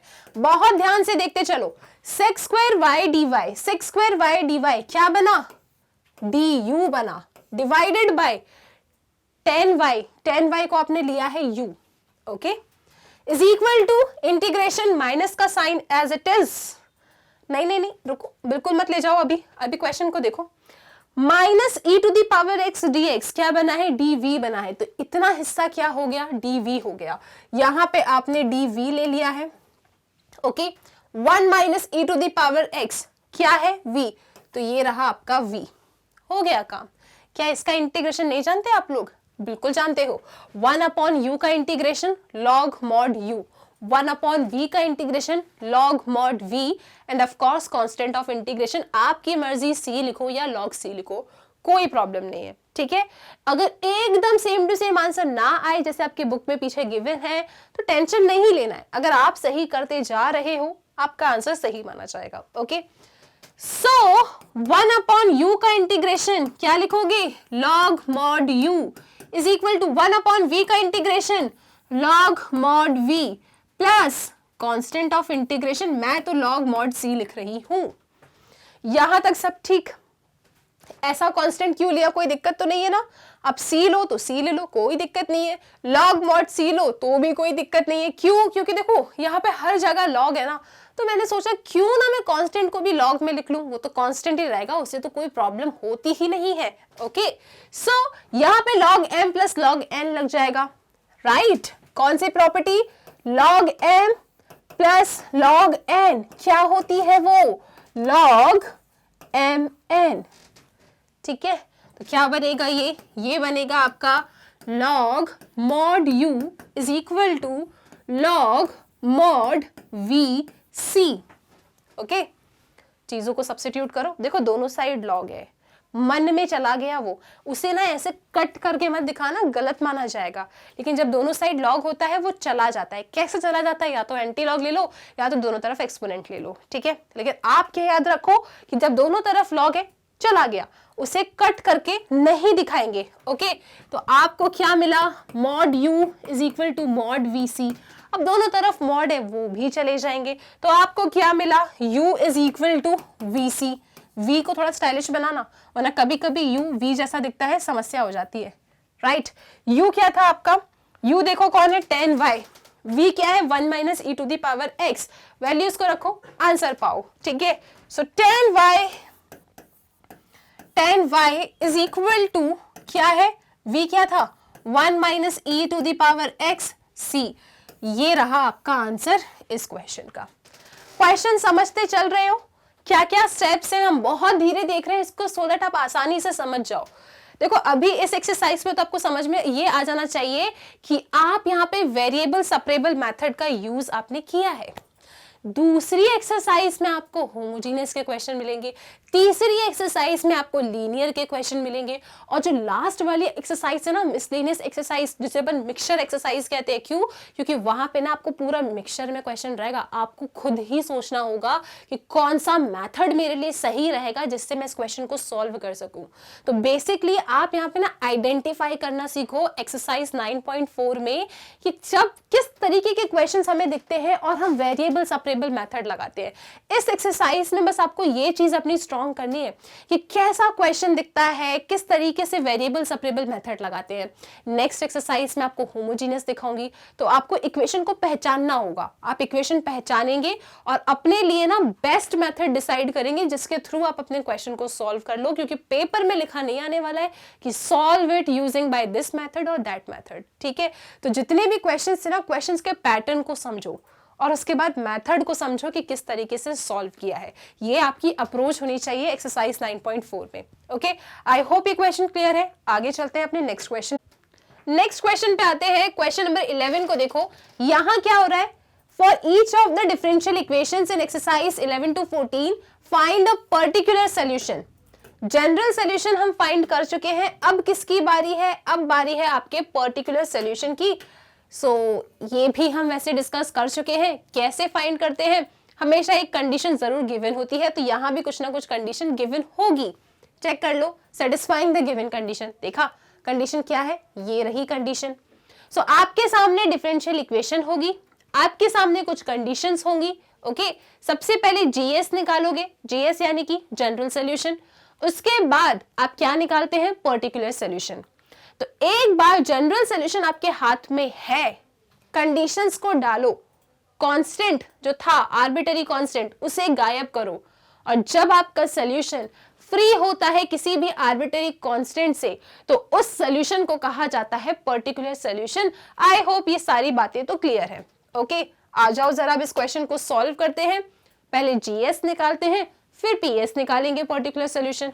ठीक, तो सबसे पहले तो डिफरेंशियल इक्वेशन को लिखा जाए, x cube plus x square plus x plus 1। कैसे लिखी है ये? D y by D x is equal to 2x square, right, plus x.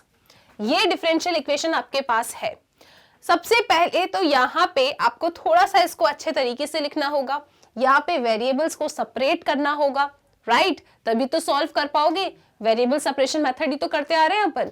वो क्या कहता है कि x वाले टर्म्स x तरफ, dx की तरफ, y वाले टर्म्स dy की तरफ। ओके, तो ये जो पूरा x वाला टर्म है उसको यहाँ लेके आ रही हूं मैं, तो क्या मिलेगा मुझे यहां से मिलेगा dy by dx is equal to, क्या लिखा है, 2x square plus x divided by ये पूरी expression, x cube plus x square plus x plus 1। ठीक है, इस पूरे एक्सप्रेशन को यहां लेकर आ गए। क्या वेरिएबल सेपरेट हुआ है? अभी नहीं। ये सारे x वाले टर्म्स तो यहाँ आ गए, लेकिन इस dx को भी यहाँ पे लेकर आओ, तब आपका वेरिएबल अच्छे तरीके से सेपरेट होगा, क्योंकि जितने भी x वाले टर्म्स है उन्हें dx के पास लेके जाया जाता है, और जितने भी y वाले टर्म्स है उन्हें dy के पास लेके जाते हो आप लोग। ओके, तो वो ही काम करते हुए आगे आ जाओ। So this will be dy, आपका अकेला छूट गया, कोई दिक्कत नहीं है, इसको लिखो, this is 2x square plus x divided by ये पूरी सी एक्सप्रेशन, क्या है ये, x cube plus x square plus x plus 1। Okay, और यहां लिखो dx को यहां लेकर आ गए। क्या वेरिएबल सेपरेट हो चुके हैं? बिल्कुल वेरिएबल सेपरेट हो गए हैं। y वाला टर्म एक तरफ, x वाला टर्म dx की तरफ, ये काम हमने कर दिया। अब क्या करना है? अब इंटीग्रेशन करना है, तो दोनों तरफ क्या बनाओगे? इस इंटीग्रेशन के साइन को बनाएंगे। अब आप लोग कहोगे इसे तो इंटीग्रेट कर देंगे, कोई दिक्कत नहीं है, y आ जाएगा, इसे कैसे इंटीग्रेट करेंगे? बताओ जरा, सोचो आप लोग, इसे किस तरीके से इंटीग्रेट किया जा सकता है? तो मैम ये तो बहुत ही ज्यादा कॉम्प्लेक्स सा कोई एक्सप्रेशन है, कोई दिक्कत नहीं है, आप तो बेसिक सी चीजें सोचो। अगर यही एक्सप्रेशन आपके पास कभी बचपन वाली क्लास में आता, जरा इसको देखो, 2x स्क्वायर प्लस एक्स, कभी अगर ये बचपन में मिलता तो कैसे सिंप्लीफाई करते? कॉमन लेते ना, क्या कॉमन लेते, x कॉमन लेते। तो वही काम यहाँ पे भी करो, यहाँ पे भी आप x को जरा कॉमन लो, ओके राइट। इसके बाद फिर कभी इंटीग्रेट करेंगे। इंटीग्रेशन तो कभी परेशान कर ही नहीं सकता, जो आपको परेशान करेगा वो है सिंप्लीफिकेशन। सिंप्लीफिकेशन को बहुत स्ट्रॉन्ग बनाओ अपने, ओके। तो न्यूमरेटर से हम x को कॉमन ले सकते हैं, तो हमें मिलेगा 2x + 1 राइट, डिवाइडेड बाय जो कुछ भी है उससे भी जरा बात करेंगे, और dx। x कॉमन लिया तो 2x + 1 मिला। अब देखो ये क्यूबिक एक्सप्रेशन है, क्यूबिक पॉलिनोमियल है, इसको भी फैक्टराइज करना है, लेकिन वो तो हम बिल्कुल करेंगे। उससे पहले जरा आप ये देखो कितने टर्म्स लिखे हैं यहाँ पे, 4 टर्म्स लिखे हैं। जब भी एक्सप्रेशन में 4 टर्म्स लिखे होते हैं तो कॉमन ले लिया करते हैं, राइट। इन दोनों से कुछ कॉमन ले लो। इस एक्सप्रेशन को जरा यहाँ लेके आते हैं, फिर इससे बात करते हैं। एक्सप्रेशन है x³ + x² + x + 1, ये एक्सप्रेशन है आपके पास, ओके। इन दोनों से कुछ कॉमन लो, इन दोनों से कुछ कॉमन लो, अपने आप ही ये फैक्टराइज हो जाएगी। 9th क्लास में बहुत खेला है आप लोगों ने इस टाइप की इक्वेशन से, ओके। तो इन दोनों से मैं क्या कॉमन ले सकती हूँ, x²। तो यहां से मैंने कॉमन लिया x², तो क्या बचता है मेरे पास x + 1 राइट। इन दोनों से क्या कॉमन ले, मैम कुछ नहीं, ऐसा हो ही नहीं सकता। क्या कॉमन ले सकते हैं x + 1 से, ऐसा नंबर जो दोनों के पास है, क्या है वो 1, ओके। तो 1 यहाँ पे भी है, 1 यहाँ पे भी है, तो 1 कॉमन लिया तो ये बचा x + 1, दैट्स इट, ओके। इस तरीके का एक्सप्रेशन आ गया। आप जानते हो ये एक्सप्रेशन फैक्टराइज हो चुकी है, क्यों, क्योंकि दोनों के ये डब्बे कैसे सेम है। तो चलो इन्हें कलेक्ट करके लिख दे। जब आप इन्हें कलेक्ट करके लिखेंगे तो this will B x² + 1 and into x + 1, हो गया फैक्टराइज, ओके। अब इस एक्सप्रेशन की जगह मैं क्या लिखूंगी, ये फैक्टर्स लिखूंगी। तो चलो फिर आ जाओ, this is x + 1 into x² + 1। बताओ यहां तक किसी को कोई दुख तो नहीं है। ये एक्सप्रेशन मैंने इस तरीके से लिख दिया है फैक्टर के फॉर्मेट में। कैसे लिखा है, 9th क्लास में आपने बहुत डिस्कस किया है इन चीजों को। यहां से कुछ गायब हुआ है, पहले जरा उसे लिख दूं मैं, x³ x² x + 1, okay right. तो ये एक्सप्रेशन इस तरीके से लिखी गई, कैसे वो मैंने आपको एक्सप्लेन किया। लेकिन मैम इससे क्या हो गया, इंटीग्रेशन तो अभी भी नहीं हुआ। हाँ, तो हम इंटीग्रेशन कर भी नहीं रहे थे, हम सिंप्लीफिकेशन कर रहे थे, राइट। अब इससे ज्यादा आप इसे क्या ही सिंप्लीफाई करोगे, सही बात है। तो सोचो कि इस टाइप के क्वेश्चंस क्या आपने चैप्टर नंबर 7 में नहीं देखा। क्या न्यूमरेटर बाय डिनोमिनेटर फॉर्मेट का अगर कोई इंटीग्रैंड आपके पास आता है तो उसका इंटीग्रेशन आप नहीं जानते। सोचो, बिल्कुल जानते हैं मैम, पार्शियल फ्रैक्शन मेथड। हाँ, तो इस क्वेश्चन को भी हम लोग पार्शियल फ्रैक्शन मेथड से इंटीग्रेट करेंगे। तो जब आपने पार्शियल फ्रैक्शन बोल ही दिया है तो जरा पहले अपने आप से ये भी सवाल कर लो, क्या पार्शियल फ्रैक्शन लगाने के लिए ये प्रॉपर है या नहीं। पार्शियल फ्रैक्शन तो तभी लगता है ना जब आपका फ्रैक्शन कैसा हो, प्रॉपर फ्रैक्शन हो। प्रॉपर फ्रैक्शन का मतलब क्या है, रिकॉल करो, न्यूमरेटर की डिग्री छोटी होनी चाहिए डिनोमिनेटर की डिग्री से। न्यूमरेटर की डिग्री मतलब x की हाईएस्ट पावर इन न्यूमरेटर कितनी है, 2। डिनोमिनेटर में x की हाईएस्ट पावर कितनी है, 3। डेफिनेटली मेरा न्यूमरेटर की डिग्री डिनोमिनेटर की डिग्री से छोटी है, तो ये जो फ्रैक्शन है इट इज अ पार्शियल नहीं प्रॉपर फ्रैक्शन, ओके। ये प्रॉपर फ्रैक्शन है तो मैं इसमें पार्शियल फ्रैक्शन लगा सकती हूँ। क्या ये सारी बातें क्लियर हो रही है। एक सीक्वेंस में चैप्टर को पढ़ना, पहले चैप्टर 7 पढ़ो, फिर 8 पढ़ो, फिर चैप्टर 9 पढ़ो। चैप्टर 8 को अगर स्किप करके चैप्टर 9 पे आते हो वो भी चलेगा, लेकिन अगर चैप्टर 7 नहीं पढ़ा और डायरेक्ट चैप्टर 9 पे आ रहे हो तो बहुत दुख होगा आप लोगों को, क्योंकि इंटीग्रेशन तो हम बहुत डीप में तभी इसीलिए वहां पढ़कर आए थे क्योंकि ये तीनों चैप्टर आपस में कनेक्टेड है, okay. So it is a proper fraction, proper है तो पार्शियल फ्रैक्शन की हेल्प से मैं इस क्वेश्चन को इंटीग्रेट करूंगी। अब आप लोग जानते हो कि जब पार्शियल फ्रैक्शन लगाया जाता है तो इंटीग्रेशन के साइन से बात नहीं की जाती। सबसे पहले आप अपने इस फ्रैक्शन को पार्शियल में कन्वर्ट करो, एक बार जब वो पार्शियल में कन्वर्ट हो जाएगा उसके बाद इंटीग्रेट किया जाता है, ठीक है। तो मैं इतनी चीजों को लेके जा रही हूं यहां से। क्या है वो, मेरे पास था x 2x + 1 divided by x + 1 x² plus, check कर लो क्या है एक बार, x² + 1, ओके। तो मैं अपने उस इंटीग्रैंड में से इस फ्रैक्शन को उठा के लेके आ गई हूं क्योंकि मुझे पता है इसमें पार्शियल लगाना है। पार्शियल फ्रैक्शन जब लगाते हैं तब तक इंटीग्रेशन से बात नहीं किया जाता, सिर्फ सिंप्लीफिकेशन करते हैं अपन। अब याद करो मैम, ये पार्शियल फ्रैक्शन का कौन सा वाला टाइप है? क्या आप लोग को वो टेबल याद आ रहा है? बहुत बार डिस्कस किया है अपन ने उस टेबल को। तो उस टेबल में से आपको ये पिक करना है कि इसे किस तरीके से मैं पार्शियल में लिखूंगी। चेक करो फैक्टर्स कैसे हैं। दो फैक्टर्स हैं यहाँ पे, एक फैक्टर तो लीनियर है, कोई प्रॉब्लम नहीं है। दूसरा जो फैक्टर है ना, उसमें उसे आगे फैक्टराइज होना चाहिए था, क्योंकि एक्स स्क्वायर लिखा है लेकिन वो आगे फैक्टराइज नहीं हो रहा, मतलब ये फैक्टर फर्दर फैक्टराइजेबल नहीं है। तो जब इस टाइप का एक्सप्रेशन होता है तो उसे पार्शियल में कैसे ब्रेक करते हैं, जरा ध्यान से देखना और याद आए तो मुझे बता देना। This is a upon x plus 1, okay, plus B x plus c upon x square plus 1। इस तरीके से लिखेंगे, हाँ या ना? याद आया टेबल? ये फर्दर फैक्टराइजेबल नहीं हो रहा, तो जब नहीं हो रहा फर्दर फैक्टराइजेबल तो ये क्वाड्रेटिक है, तो ऊपर एक लीनियर एक्सप्रेशन आती है, राइट? चलो, आई होप ये सबको याद है। अगर ये सबको याद है तो अभी अपने आप को कह दो वेरी गुड, राइट? अब क्या किया जाएगा? अब आपको a and b and c की वैल्यू चाहिए, राइट? इसे तो इंटीग्रेट करना पॉसिबल नहीं है, बड़ा मुश्किल काम है, तभी तो पार्शियल लगा के हम इसकी जगह पे इसे इंटीग्रेट करेंगे, और इसे हम तब इंटीग्रेट कर पाएंगे जब a, b एंड c हमारे पास होगा। तो a, b एंड c निकालने के लिए सबसे पहले तो एलसीएम लेना होगा यहाँ पे, ओके? आ जाओ जरा एलसीएम ले लें।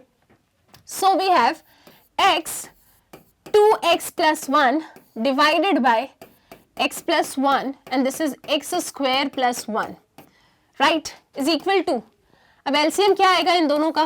100% यही आएगा ma'am, x plus 1 x square plus 1, यही एलसीएम आएगा, okay?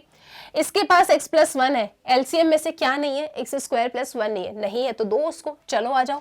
So this will be x square plus 1 plus B x plus C एक टर्म है, इन दोनों के पास एक्स स्क्वायर प्लस 1 है, क्या नहीं है? नहीं है जो, वो दे दो उसे। बी एक्स प्लस सी के पास एक्स स्क्वायर प्लस 1 है, एक्स प्लस 1 नहीं था, तो इसे हम क्या दे देंगे? एक्स प्लस 1 दे देंगे, ओके? अब क्या करो, ये दोनों के डिनोमिनेटर सेम हो चुके हैं, वो एक दूसरे को खत्म कर देंगे, ठीक है? वो कैंसिल आउट हो गए। इस तरीके की एक्सप्रेशन सामने आई है, राइट? अब थोड़ा इसको सिंप्लीफाई करते हैं, a, b एंड c की वैल्यू निकालते हैं, वहां सब्स्टिट्यूट करेंगे और फिर अपने इक्वेशन को इंटीग्रेट कर देंगे, राइट? चलो एक काम करो, इसे ना ओपन कर दो जरा, x का मल्टीप्लीकेशन करके। So this will be 2x square plus x is equal to, यहां थोड़ा अच्छे से लिख लें अपन, this is a x square plus 1 plus bx। अब ये bx का फैक्टर x प्लस 1 भी है ना, ये ब्रैकेट में लिखा है, यहाँ पे बीच में एडिशन है, तो ये x प्लस 1 इन दोनों का है, दोनों को दो, right? Plus c x plus 1, यहां तक कोई परेशानी तो नहीं है? bx का भी है, ये c का भी है, दोनों को दे देना, राइट? अब क्या करें? a, b एंड c चाहिए, चलो ठीक है, शॉर्टकट भी लगाएंगे और कंपेयरिंग भी करेंगे, जल्दी आंसर मिल जाएगा, ये सब आप जानते हो, पार्शियल हमने बहुत अच्छे से पढ़ा है। अब हम ये सोचेंगे कि जो लीनियर फैक्टर है, जो भी आपके लीनियर फैक्टर, देखो ये थोड़ी प्रॉब्लम वाली बात है, तो जब ऐसा आ रहा है तो कंपेयर तो करना पड़ेगा कोएफिशिएंट, राइट? लेकिन जहां लीनियर फैक्टर है ना, उन्हें गायब करने का प्लान बनाया करो। जैसे ये x प्लस 1 एक लीनियर फैक्टर है, तो मैं इसे गायब कर सकती हूँ, कैसे? जब x की जगह पे -1 रख दूं तब, ओके? तो सब्स्टिट्यूट कीजिए, x इज इक्वल टू -1। अब ये वाला जो काम है ना, इसे हम थोड़ा पेन बदल के करेंगे, ठीक है? तो हम सोच रहे हैं कि x की जगह पे -1 रख दे। अब एक जगह नहीं रखना, इस पूरे एक्सप्रेशन में जहां जहां x है वहां वहां -1 रखो, ठीक? तो दिस विल बी 2 -1, यहां रखो a, -1 का स्क्वायर 1, 1 प्लस 1 मतलब 2, -1 प्लस 1 0, -1 प्लस 1 0, तो ये दोनों तो चुपचाप बैठे हैं, राइट? a की वैल्यू निकल आई यहां से, 2 में से 1 गया 1, okay? So this is 1, a कितना आ रहा है? 1/2। क्या ये बातें क्लियर हो गई आपको? a कितना आ गया? 1/2। So we have a is equal to half, okay? कोई समस्या नहीं है, चलो ठीक है। अब एक और फैक्टर है x, अगर मैं अपने x को 0 ले लूं, राइट, तो ये गायब हो जाएगा और इन दोनों से कोई एक्सप्रेशन मिलेगी जिससे मैं अपने c तक पहुंच जाऊंगी, ओके? सो हम यहाँ पे x को ले रहे हैं 0, जहां जहां इस एक्सप्रेशन में x है वहां वहां आप 0 रखेंगे, ओके?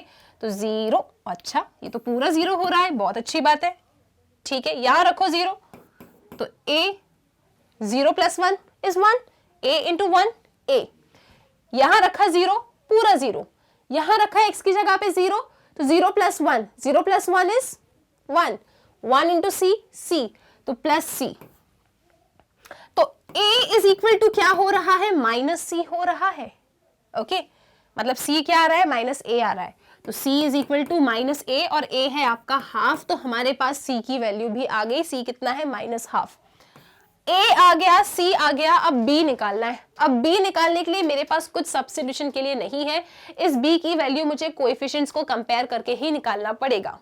जितने x मेरे पास लीनियर थे उन्हें मैं गायब करके दूसरों की वैल्यूज फाइंड कर सकती थी, लेकिन अब मेरे पास कोई लीनियर फैक्टर नहीं है, तो इस b तक पहुंचने के लिए मुझे कोएफिशिएंट्स को कंपेयर करना पड़ेगा। तो मैं ये देखूंगी कि ये b बना कैसे है। ब्रैकेट ओपन करें यहाँ पे, तो this is bx square plus bx, right. तो या तो मुझे इस पूरी एक्सप्रेशन में x स्क्वायर के कोएफिशिएंट को कंपेयर करना होगा, या फिर x के कोएफिशिएंट को कंपेयर करना होगा, तब जाके मुझे मेरा b मिलेगा। तो एक काम करते हैं, मैं x स्क्वायर के कोएफिशिएंट्स को कंपेयर कर लेती हूँ। ओके तो यहाँ पे x स्क्वायर का कोएफिशिएंट कौन है, 2, यहाँ पे x स्क्वायर का कोएफिशिएंट कौन है, a, यहाँ पे x स्क्वायर का कोएफिशिएंट कौन है, b, यहाँ पे x स्क्वायर का कोएफिशिएंट है ही नहीं। चलो ठीक है, a की वैल्यू आपके पास ऑलरेडी है, कितनी, हाफ, रखो यहाँ पे। So 2 is equal to half plus b, half को लेके आओ यहाँ पे, so 2 minus half is equal to b, 2 2 जा 4, 4 minus 1 3, so b is equal to 3/2। तो जितने भी कांस्टेंट आपको चाहिए थे वो सब आपने निकाल लिया है, और ये आपकी अभी सीखने की बात नहीं है, ये आप 7th चैप्टर में सीख कर आए हो, लेकिन अचानक से आ गया तो मैंने रिकॉल करा दिया है। ठीक है, चलो अब वैल्यूज को रख दें वहां पे। ओके जी, रखते हैं, चलो आ जाओ। सो अब मुझे इसको ना नेक्स्ट पेज पे ही लेके जाना चाहिए। a कितना है अपना, a है अपना हाफ, तो वहां आप लोग लिखोगे, देखते रहना एक एक चीज को। हमारे पास जो टर्म आया था वो क्या था, x, यहां क्या लिखा था, 2x plus 1, 2x plus 1 upon, यहाँ पे क्या था, x प्लस 1, यहाँ पे क्या था, x स्क्वायर प्लस 1, आपने लिखा था a upon x plus 1, a आया था हाफ x प्लस 1। ओके जी, यहाँ पे x अच्छे से बनाओ, प्लस b कितना आया है आपके पास, चेक करते चलो, b कितना आया है, यहाँ पे b आया है 3/2, तो b आया है 3/2, सो b की जगह पे लिखोगे 3/2, b के साथ x भी था, और यहाँ लिखा था x square plus 1 plus c कितना आया है आपके पास, माइनस हाफ, प्लस c है तो minus half upon x square plus 1, minus half upon x square plus 1। ठीक है, तो मैंने अपने इस एक्सप्रेशन में a, b एंड c की वैल्यू को रख दिया है और इसे सेपरेट भी कर दिया है। आई होप ये सारी बातें बहुत छोटी हैं अब आपके लिए, क्योंकि आप इंटीग्रल्स चैप्टर पढ़ चुके हो, तो इसमें कुछ ऐसा नहीं है कि बहुत नया हो। ओके, हमने a रख दिया, b रख दिया, c रख दिया, काम खत्म।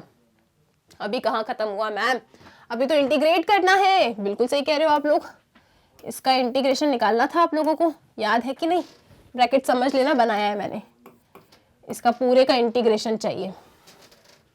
चलो आओ इंटीग्रेट करते हैं इसको।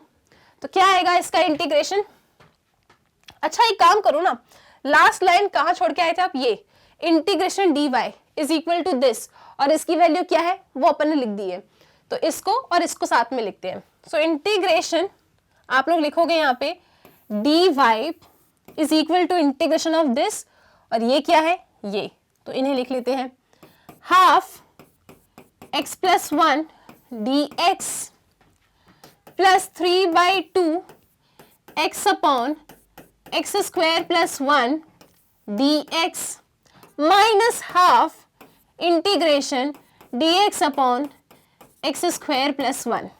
इस पूरे को इंटीग्रेट करना है। सब ठीक है यहाँ तक, ओके, पूरा लिंक बना पा रहे हो। dy का इंटीग्रेशन ऑफ कोर्स y मिलेगा, इसका integration half log mod x plus 1, ठीक है, प्लस 3/2। अच्छा देखो यार, अब इसका इंटीग्रेशन आप मन में कर लेना, x upon x square plus 1 बहुत अच्छे से जानते हो, मैं ना आपको यहाँ पे बता देती हूँ किसे इंटीग्रेट करना है, x upon x square plus 1 को। कैसे करोगे? आप यहाँ पे एक्स स्क्वायर प्लस 1 को टी लोगे, है ना, 2x dx is equal to dt मिलेगा, 2x dx is equal to dt मिलेगा। तो क्या करो, इस 2 को वहां सेंड करो, तो this will B dt by 2। x dx की वैल्यू कितनी आई? dt by 2। तो x dx की जगह पे क्या लिखोगे? dt बाई 2 और एक्स स्क्वायर प्लस 1 क्या है? t। तो इसे इंटीग्रेट करने की जगह किसे इंटीग्रेट करोगे? dt बाई 2 t, क्योंकि x dx dt by 2, x square plus 1 क्या है? t, और 1 अपॉन टी का इंटीग्रेशन log t, मॉड लगा लेना, ठीक है, ये मन में कर लोगे, राइट। तो यहाँ पे क्या आएगा? हाफ एक एक्स्ट्रा आया है इंटू 2, 2 2 ज़ा 4 यहाँ पे आया, and this is log mod t। t क्या है? X square plus 1। तो ये देखो इंटीग्रेशन आप इतनी बार सीख चुके हो ना, तो अब ये चीजें अगर अपने मन में करने लगे हो तो आप बिल्कुल सही जा रहे हो, ठीक है। इसका इंटीग्रेशन मैंने आपको बता दिया, आई होप परेशानी नहीं हुई है आपको इसमें। अब यहां देखो, minus half integration of 1 upon 1 square plus x square, tan inverse x। तो यहाँ पे क्या आएगा? tan inverse x, and of course the constant of integration, क्योंकि हमने किया है इसे इंटीग्रेट। ये रही एक एक वैल्यूज आपके पास आफ्टर इंटीग्रेशन। ये क्या है? General solution. क्वेश्चन ने क्या मांगा था आपसे? क्वेश्चन ने मांगा था पर्टिकुलर सॉल्यूशन। कैसे मिलता है पर्टिकुलर सॉल्यूशन? अब उस कांस्टेंट ऑफ इंटीग्रेशन को गायब करना है। कैसे गायब करोगे? x की जगह पे 0 रख के, y की जगह पे 1 को रख के, ओके। सो अब पर्टिकुलर सॉल्यूशन फाइंड करने के लिए x को 0 रखो, y को 1 रखो इस इक्वेशन में, और c निकाल लो कितना आ रहा है। जो भी c आएगा उस c की वैल्यू को दोबारा यहां रख देना, फिर आपके पास जो आंसर आएगा that will be a particular solution. तो इसे इक्वेशन स्टार नाम दे देते हैं, ओके। तो y की जगह पे 1 रख देते हैं, देखते चलना आप लोग, पेन चेंज कर रही हूं मैं। ये याद रख लोगे, x0 y1, ओके। तो y की जगह पे 1, x की जगह पे क्या रखना है? 0, 0 प्लस 1 1, log 1 0। चलो मन में करते चलो, आ जाओ। x की जगह पे 0, 0 प्लस 1 1, log 1 0। तो ये तो पूरा 0 मिल गया। फिर से ये भी 0 मिल रहा है, यहां रखो 0, tan इनवर्स 0 0, ये भी 0 मिल रहा है, ठीक है। तो वाह, c क्या मिल गया आपको? c मिल गया आपको 1। c की वैल्यू कितनी आ गई? 1 आ गई, ठीक है। तो c हमें 1 मिल गया। आई होप इसमें कोई परेशानी नहीं है, क्योंकि x 0 था, y 1 था, y की जगह पे 1 रखा। यहाँ जहां जहां x था वहां वहां जाके मैंने 0 रखा, तो कैसे ना कैसे करके ये पूरे टर्म्स क्या बन रहे थे? 0 बन रहे थे। और 1 is equal to 0 plus c, मतलब कि c। तो 1 इज इक्वल टू c, मतलब c is equal to 1। c की जगह पे क्या रख दो? 1 रख दो, okay. So after substituting x0 y1 we got c equal to 1। रखो और पर्टिकुलर सॉल्यूशन तक पहुंच जाओ। So we have y is equal to half log mod x plus 1, ठीक है, 3/4 3/4 log, ये क्या है? x square plus 1 minus half tan inverse x plus 1, and this is the final answer. और ये रहा आपका पर्टिकुलर सॉल्यूशन। आई होप इस क्वेश्चन को आपने बहुत ही अच्छे तरीके से एंजॉय किया है, किस तरीके से सॉल्व किया, एक एक चीज आपने यहाँ देख लिया, ओके। सबसे पहले तो पर्टिकुलर सॉल्यूशन चाहिए था, कोई प्रॉब्लम नहीं है। पर्टिकुलर के लिए जनरल चाहिए पड़ेगा। जनरल सॉल्यूशन के लिए वेरिएबल सेपरेशन मेथड का हमने यूज किया, वेरिएबल्स को सेपरेट किया। अब बात आती है इसे इंटीग्रेट करने की। अगर इंटीग्रल्स पढ़ा है तो यहाँ आपको बिल्कुल भी दुख नहीं हो सकता, ओके। फैक्टर्स था, अलग अलग किया, फैक्टर को फॉर्मेट में ब्रेक किया, पार्शियल फ्रैक्शन को लगाया बड़े आराम से, यहाँ पे a b एंड c की वैल्यू निकाली, उसके बाद उन्हें सब्स्टिट्यूट करके इंटीग्रेट किया। ये आंसर जो आया था वो जनरल था, हमें चाहिए था पर्टिकुलर। कैसे मिलेगा? इन वैल्यूज को यहाँ रखने पे c मिल गया 1। जैसे ही आर्बिटरी कांस्टेंट से आप फ्री हो जाते हो, वो आंसर क्या बन जाता है फिर आपका? Particular solution. c की जगह पे 1 रख दिया, ठीक है। इजी सा क्वेश्चन है, इंटीग्रल्स आना चाहिए बस, ओके। चलो नेक्स्ट क्वेश्चन देखते हैं अपन। नेक्स्ट क्वेश्चन देखो, क्वेश्चन नंबर 12। यहां पे भी पर्टिकुलर सॉल्यूशन आपको चाहिए। क्वेश्चन कह रहा है ये डिफरेंशियल इक्वेशन सामने है, सॉल्व करो। कंडीशन ये रही, सबसे पहले जनरल सॉल्यूशन आएगा, आप लोग जानते ही हो। जनरल सोल्यूशन जब आ जाएगा उसके बाद उसमें ये कंडीशंस डालना, अपने सी की वैल्यू निकाल लेना, उस सी को वहां रख देना और आंसर तक पहुंच जाना। ठीक है, सॉल्व करें इस क्वेश्चन को। आ जाओ जरा जल्दी से, देखो कैसे सॉल्व करने वाले हैं। So we have x square minus 1 dy by D x is equal to 1। Differential equation ये है आपके पास। सबसे पहले तो वेरिएबल सेपरेशन किया जाएगा, राइट। सॉल्व करना है तो वेरिएबल को सेपरेट करके ही सॉल्व करोगे आप लोग। ठीक है, चलो वेरिएबल को सेपरेट कर देते हैं। सो क्या मिलेगा, यहाँ पे एक काम करो, dy बाई डी एक्स को ना यहीं पे रहने दो, राइट। ये रहा 1 अपॉन, ये दोनों मल्टीप्लिकेशन में है, नीचे जाएंगे तो डिवीजन में, एक्स स्क्वायर माइनस 1। ठीक है, हमने क्या किया, 1 के नीचे इस x वाले टर्म को सेंड कर दिया।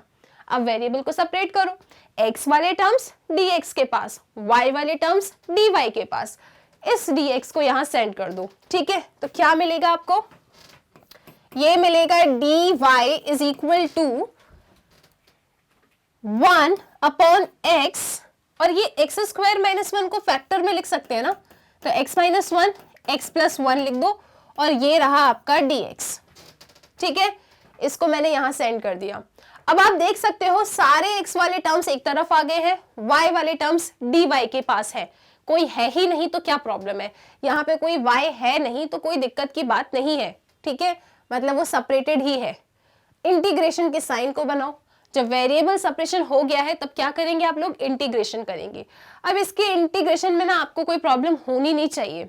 कैसे इंटीग्रेट करोगे इसको, इसका इंटीग्रेशन तो डेफिनेटली y आ जाएगा। इसे कैसे इंटीग्रेट करोगे, याद करो कौन सा मेथड लगाओगे, पार्शियल फ्रैक्शन। ओके, यहाँ पे न्यूमरेटर में x नहीं है, मतलब x की डिग्री 0 है, डिनोमिनेटर में x की डिग्री 3 है, इसका मतलब ये एक प्रॉपर फ्रैक्शन है। प्रॉपर फ्रैक्शन होने के साथ साथ डिनोमिनेटर में जो भी फैक्टर्स है ना, जो भी एक्सप्रेशन लिखी है डिनोमिनेटर में, वो फैक्टर के फॉर्मेट में है। तो जब फैक्टर की फॉर्मेट में डिनोमिनेटर की एक्सप्रेशन है, ये एक प्रॉपर फ्रैक्शन है, तो इसे इंटीग्रेट करने में कोई भी तकलीफ आपको होनी नहीं चाहिए, क्योंकि पार्शियल फ्रैक्शन मेथड के थ्रू आप इसे इंटीग्रेट कर दोगे। ओके, तो सबसे पहले पार्शियल लगाना है ना, तो इसे तो इक्वेशन नंबर 1 नाम दे दो।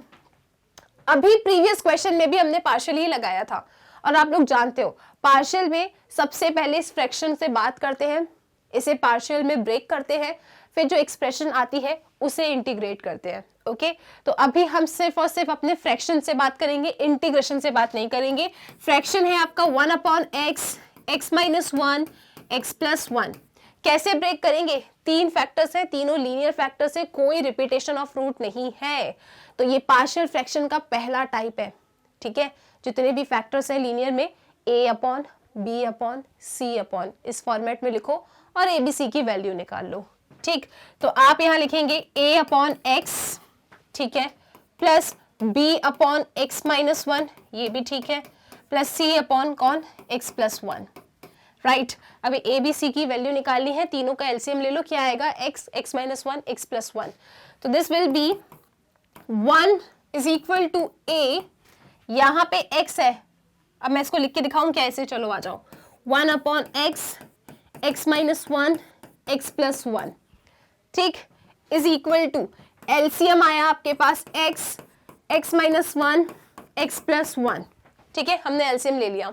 इस a के पास x है, एलसीएम में से इसके पास क्या नहीं है, 2 फैक्टर्स नहीं है, उन दोनों फैक्टर्स के मल्टीप्लिकेशन में यहाँ पे लिख दो। Okay, so this will B a x minus 1, x plus 1 plus b, b के पास क्या है, x माइनस 1, क्या नहीं है, x और x प्लस 1, लिख दो x और x प्लस 1।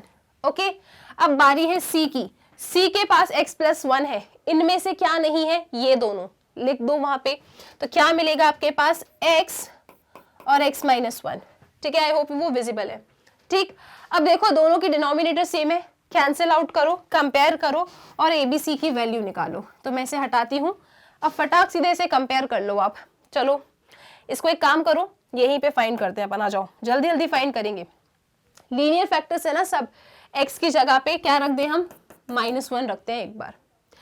तो यहाँ पे क्या मिल रहा है, 1 इज इक्वल टू, अब यहाँ x नहीं है तो जो है उसे लिखो, 1 माइनस 1 नहीं, x की जगह पे -1 रखा है ना, तो -1 प्लस 1 0, तो ये पूरा फैक्टर 0, -1 + 1 0, ये पूरा फैक्टर 0, यहाँ पे रखो -1 -1 -2, बाहर लिखा है -1 + 2, तो c की वैल्यू क्या आ रही है 2c।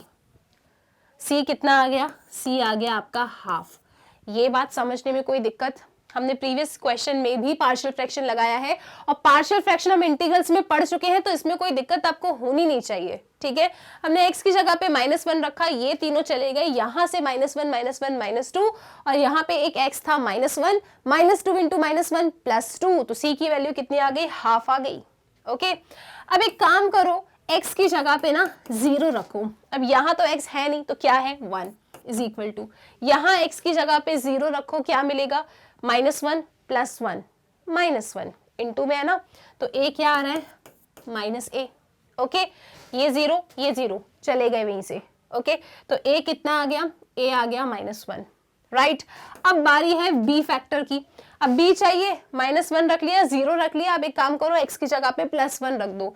ठीक, तो x = 1 रखा हमने, यहाँ पे x नहीं है तो 1 ही लिखो, 1 = 1 - 1 0, 1 - 1 0, तो सिर्फ ये वाला टर्म 0 नहीं होगा, यहाँ पे रखो 1 + 1 2, 2 इंटू 1 2, तो ये बना 2b, तो b कितना आ गया यहाँ से, b आ गया यहाँ से हाफ।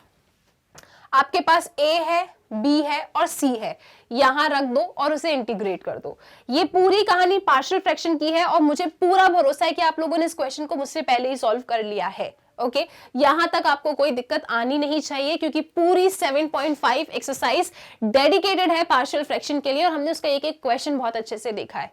ओके, अब रख दें a b c and b को यहाँ पे, चलो आ जाओ, रखते हैं वैल्यूज को, इस पूरे एक्सप्रेशन को नेक्स्ट पेज पे लेके आ जाओ। So this was 1/x, x - 1 x + 1 = a कितना आया आपका -1, तो -1/x, क्या लिखेंगे -1/x। फिर b/x - 1, b कितना है हाफ, तो ½ x - 1, आप यहाँ पे लिखेंगे ½ x - 1। फिर क्या एक्सप्रेशन है c कितना आया हाफ, c भी हाफ है, ठीक है, तो ½ x + 1, तो यहाँ पे लिखो +½ x + 1। इसे इंटीग्रेट करना था, इसे इंटीग्रेट थोड़ी करने वाले हम लोग, इसका सिंप्लीफाइड फॉर्मेट क्या है, ये इसे इंटीग्रेट करेंगे, तो यहाँ पे बना दो इंटीग्रेशन के साइन को। ओके, आप लोग गए थे अपने क्वेश्चन में, इसे इंटीग्रेट करने निकले थे, दिस इज नॉट पॉसिबल, इसके जगह इसे इंटीग्रेट कर देंगे, ए बी सी हमने फाइंड कर लिया है। अब एक काम करो, इसके सामने कौन था, इंटीग्रेशन dy, तो इनको साथ में लिखते हैं, चलो आ जाओ। So integration dy = integration of 1 क्या लिखा है 1/x x - 1 x + 1 dx, यहां रुके थे इक्वेशन 1 पे। ठीक, this is what integration dy, इसकी वैल्यू ये लिखी है, क्या है integration of -1/x dx + 1/2 integration of dx upon x - 1, okay जी, plus half integration of dx upon x + 1। सारे फैक्टर्स को मैंने ब्रेक करके लिख दिया, ये इसके बराबर था, इसलिए आपको कोई कंफ्यूजन ना हो, आपके सामने एक एक चीज लिखी है। ओके, अब सुनो, dy का इंटीग्रेशन y हो जाएगा, -1/x का इंटीग्रेशन -log mod x हो जाएगा, ओके, प्लस हाफ इसका इंटीग्रेशन log mod x - 1 हो जाएगा, ठीक है, इसका integration plus half log mod x + 1 हो जाएगा। Of course constant of integration log c लगा दो। यहां तक बातें क्लियर है? अगर यहां तक बातें क्लियर है तो चलो आ जाओ नेक्स्ट पेज पे चलते हैं अपन, वरना एक काम करो, इसे ना c ही ले लो, क्या ले लो, c ले लो, ठीक है। अब चलो नेक्स्ट पेज पे चलते हैं, नेक्स्ट पेज पे लेके आए अपने इस एक्सप्रेशन को, अब थोड़ा सा सिंप्लीफाई करो, फिर इनने जो हमें कंडीशंस दी थी ना, उन्हें हम सब्स्टिट्यूट करेंगे और पर्टिकुलर सॉल्यूशन तक पहुंच जाएंगे। अभी हमारे पास जनरल सॉल्यूशन आ चुका है क्योंकि एक आर्बिट्ररी कांस्टेंट है, लेकिन जाना कहाँ है, जाना पर्टिकुलर सॉल्यूशन के पास है। चलते हैं, लेकिन उससे पहले काम करो, इसको थोड़ा और अच्छे से लिख लो, राइट, कुछ लॉग की प्रॉपर्टीज लगा लेते हैं, थोड़ा अच्छा बना लेते हैं इसको, और फिर जाके अपनी सी की वैल्यू निकालेंगे। अच्छा, आप लोग ना जानते हो, बहुत बेसिक सी एक लॉग की प्रॉपर्टी है, कौन सी, ये वाली, m log n क्या होता है?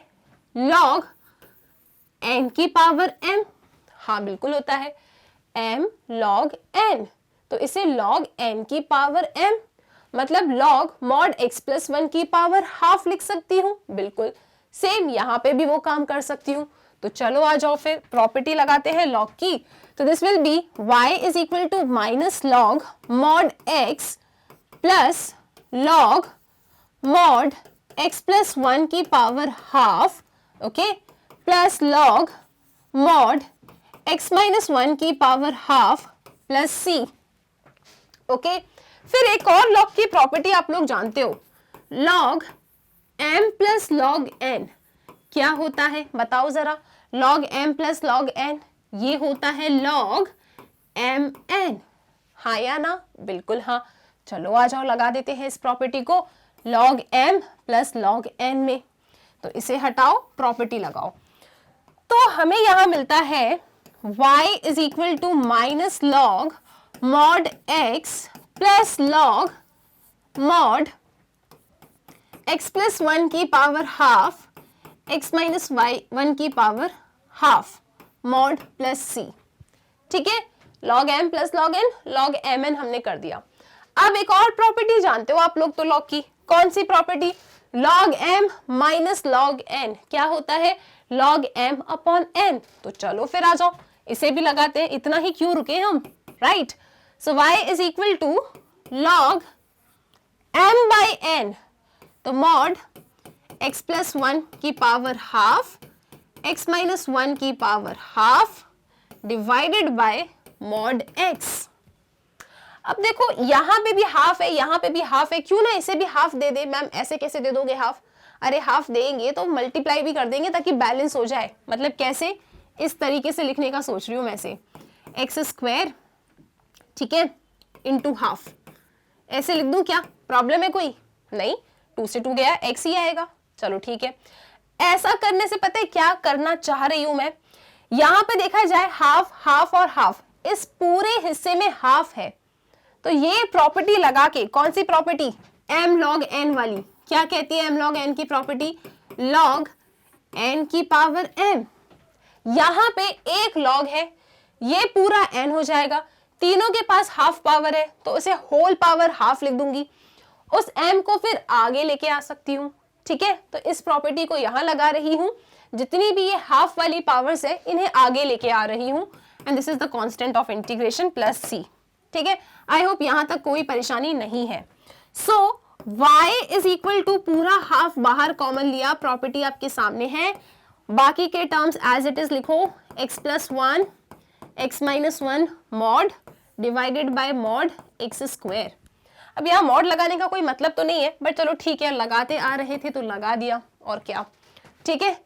सारी बातें ठीक है यहाँ तक। ये हाफ कॉमन लेके बाहर सेंड किया है, ये प्यारा सा छोटा सा ये रहा आपका जनरल सोल्यूशन। अब निकालते हैं पर्टिकुलर सोल्यूशन, ठीक है। पहले ये आया था, हमने सिंप्लीफाई कर करके यहाँ तक पहुंच गए। This is equation 1 now. अब कंडीशंस क्या गिवन है? x आपका 2 है, कब? जब y 0 है, तो x 2 रखना है जब आपका y 0 हो। तो कंडीशन के लिए मैंने पेन चेंज कर लिया, यहाँ सब्स्टिट्यूट करना है मुझे क्या? x को 2, कब? जब मैं y को 0 रखती हूँ। तो चलो आ जाओ y को 0 रखें अपन। 0 is equal to half, this is log, ठीक है। x कितना है?